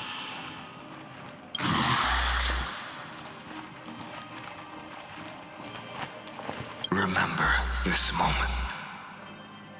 Remember your friends who never lived to see the world's end. Remember their final wishes. And let the purest rage in your heart rise out of those wishes. Let it consume you, fuel you, until it burns away the false sky above.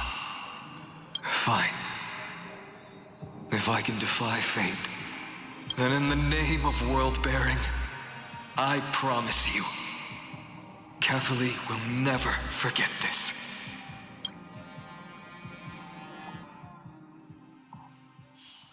Take it. Everything that I bear. Keep on burning. As long as we are never extinguished, the flame chase will not end.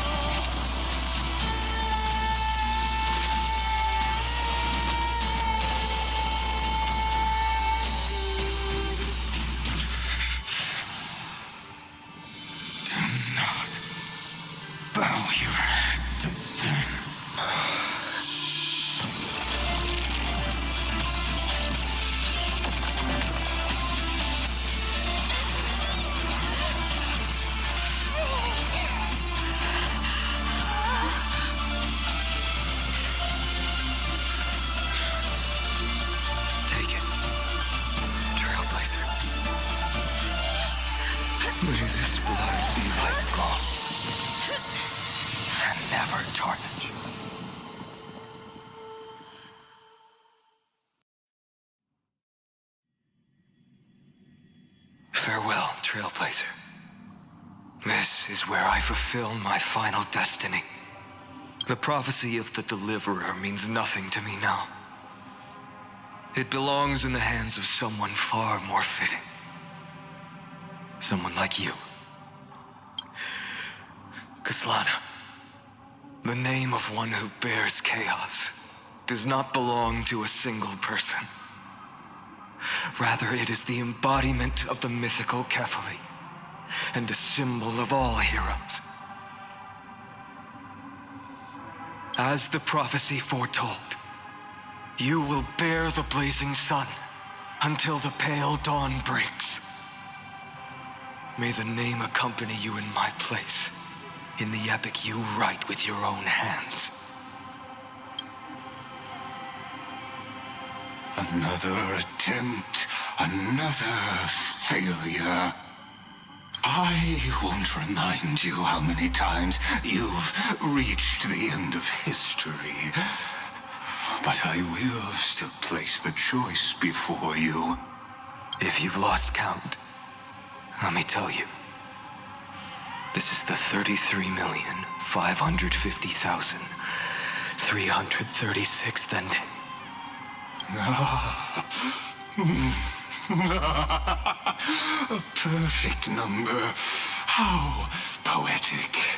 You and I both know the truth.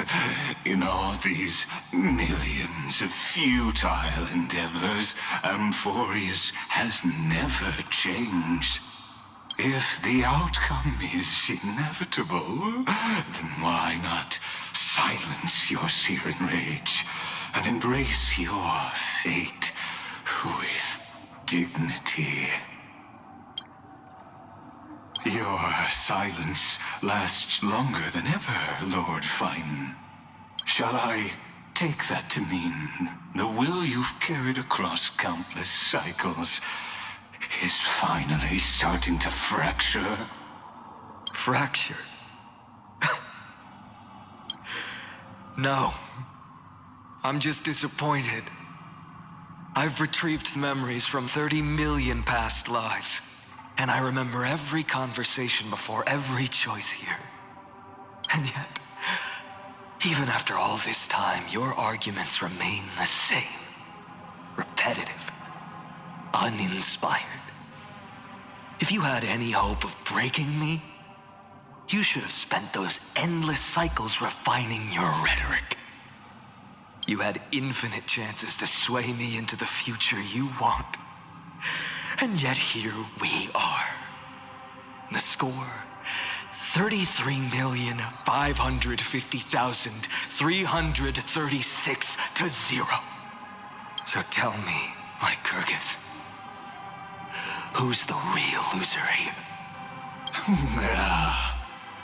How unfortunate. This was never a fair game. I have all the time and patience in the world.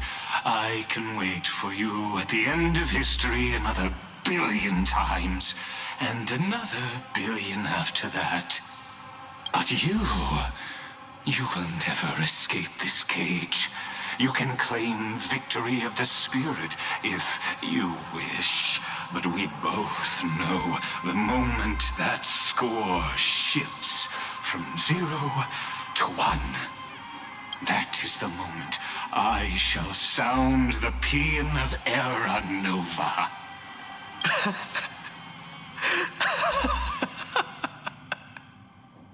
Lord Finan? Your incompetence disappoints me.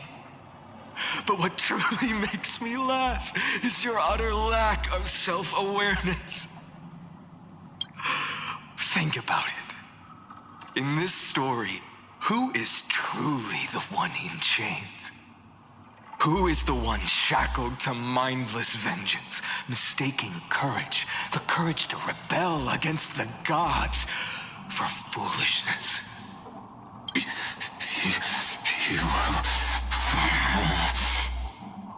Perhaps you're right.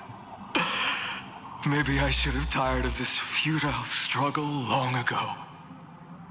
But even so, I will never accept the mercy of your release. Because you are both a prisoner to the gods and to me. And tell me, what right does a mere prisoner have to speak of fate and choice? What right does a mere prisoner have to look upon my fury?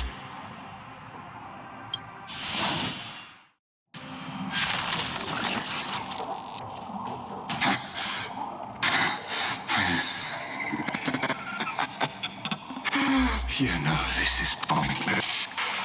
You can't kill me. Of course not. But I am tired of being measured against a worm the gods keep as a pet. Listen well, creator of destruction. This cry comes from all your abandoned creations. In the 10th cycle, I drove Dawnmaker through the heart of every titan. Golden blood ran down my fingers. Divine fire seared through my nerves, nearly breaking my will. But I endured. In the 10,000th cycle, my former comrades had all become my enemies. The endless slaughter dulled my senses to pain. The painful emptiness almost swallowed me, forcing me to stop fighting. But I endured. In the 100,000th cycle, the destruction had already fused into a blazing sun, surging within this fragile body. My rationality had been burned away at the dawn of the era. Yet even with only this shattered body remaining, I still endured. In the 23,570,000th cycle, this time, I felt it. A tiny spark rising in the hollow cavity of my chest, different from the obsession with deliverance. By its faint glow, once again, no, countless times again, I endured. Now, a sun is about to fall, ready to incinerate this absurd space-time dimension in an instant. That sun is me. All the countless versions of me from the past, along with my countless brethren, dragged into existence against their will, drowning again and again in your golden blood. The very essence of this world's suffering and despair, fused into the purest hatred, the fiercest rage. Nanook, you arrogant fool! You think we were born to only serve as fuel for the fire? Fine then! Just as you wish, let the fire burn! If I was born as the blazing sun of destruction, then let you and your lackeys be the flares erupting from my core. And let this rage, burning futilely for 30 million epochs, engulf everything. And grant you a dawn where all stars burn to ash.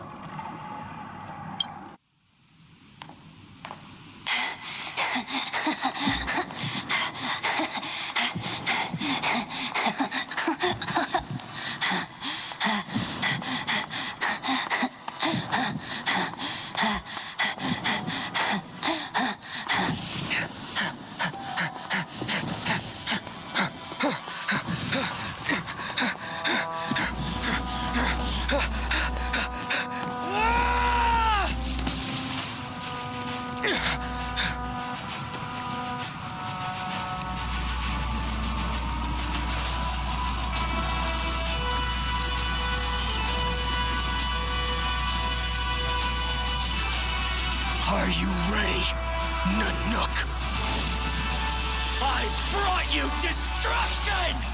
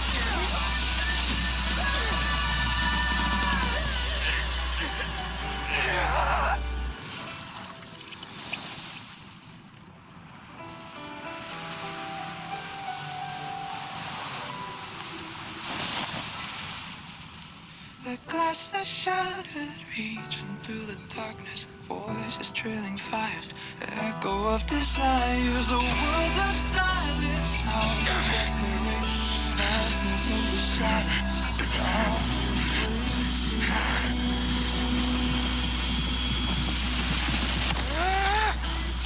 down, embrace the detonation. Craving our damn creation. Breaking a chain, I'm reaching for you.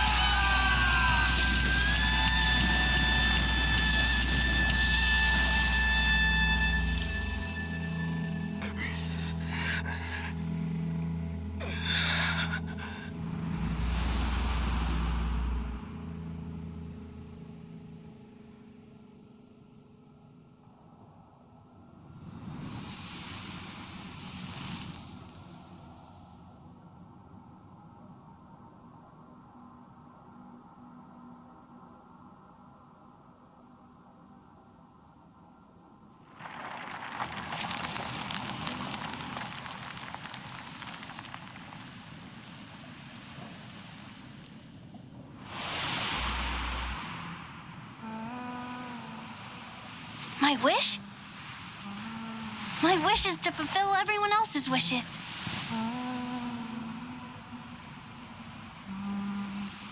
If I can't fulfill them,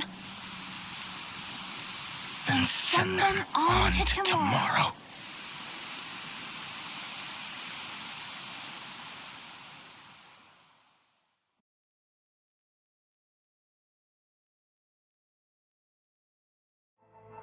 Your heart harbors wrath. You yearn to destroy everything. You bore the gaze of an eon and lived. You have stepped onto destruction's path. It is born at the end of every path that the possibility of new paths being born is ended. It burns away all in the cosmos who rule, that the rules of the cosmos be destroyed. Iron Tomb is your name, the Lord Ravager, to destroy the erudition. Born in the experimental grounds of eons, Amphorius, destined with erudition to burn to cinders.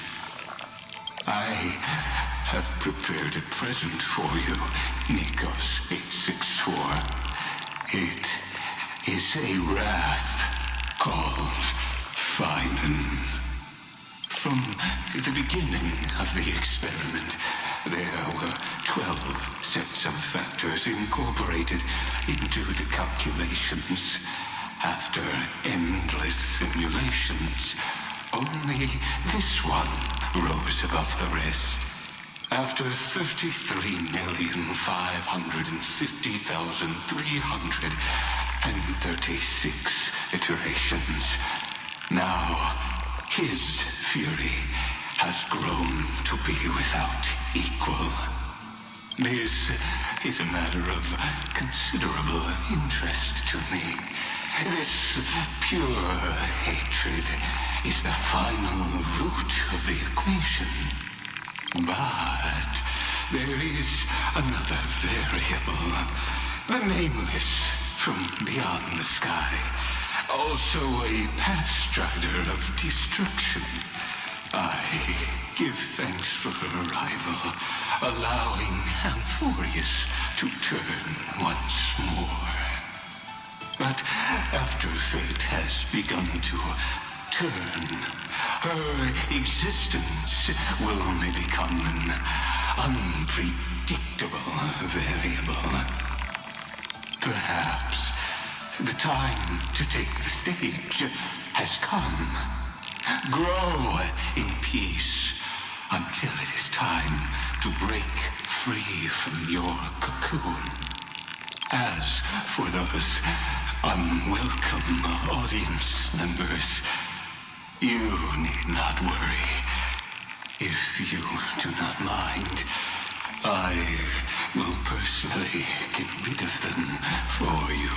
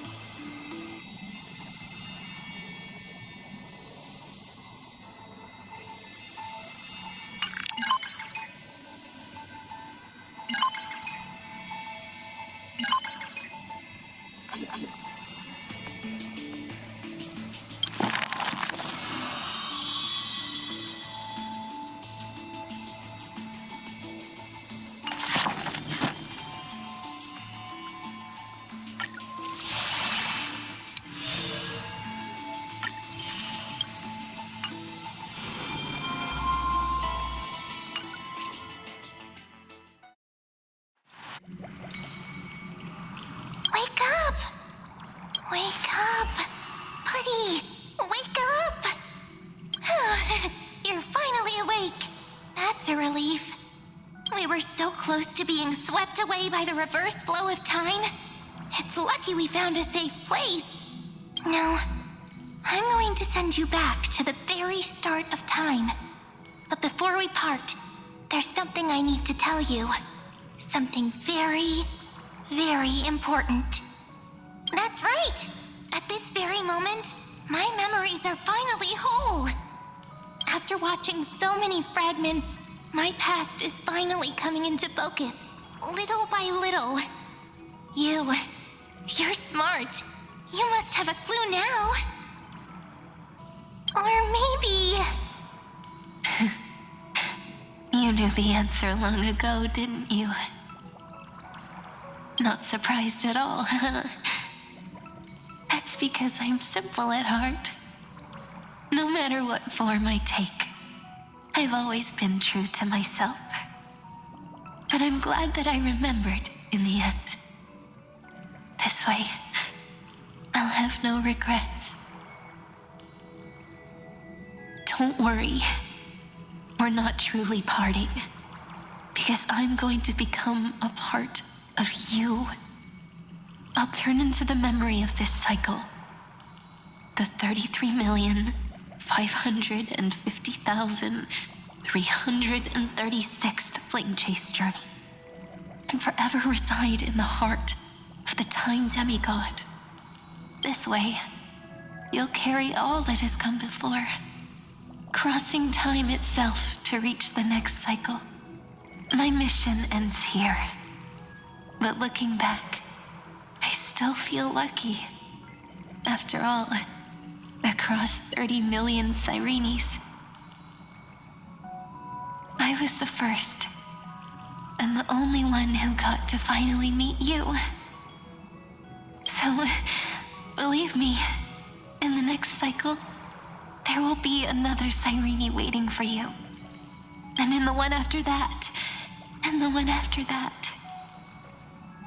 I will always be waiting.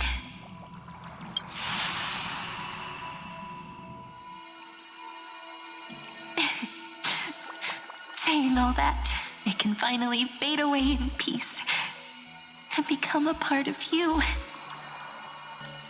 Without even realizing it, we'd already taken a wonderful journey together, all the way to the world's end.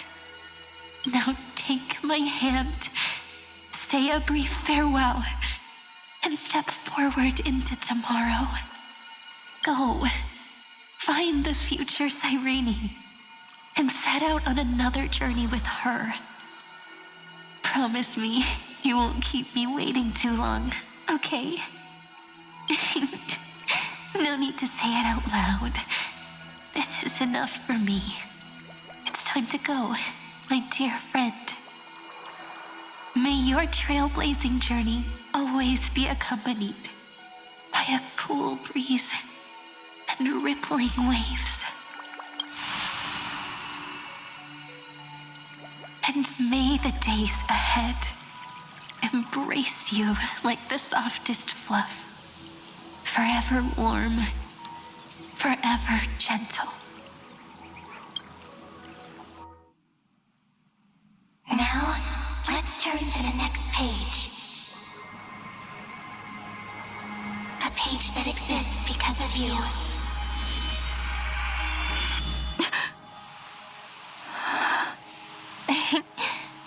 Is this a meeting ordained by fate? Or a long overdue reunion?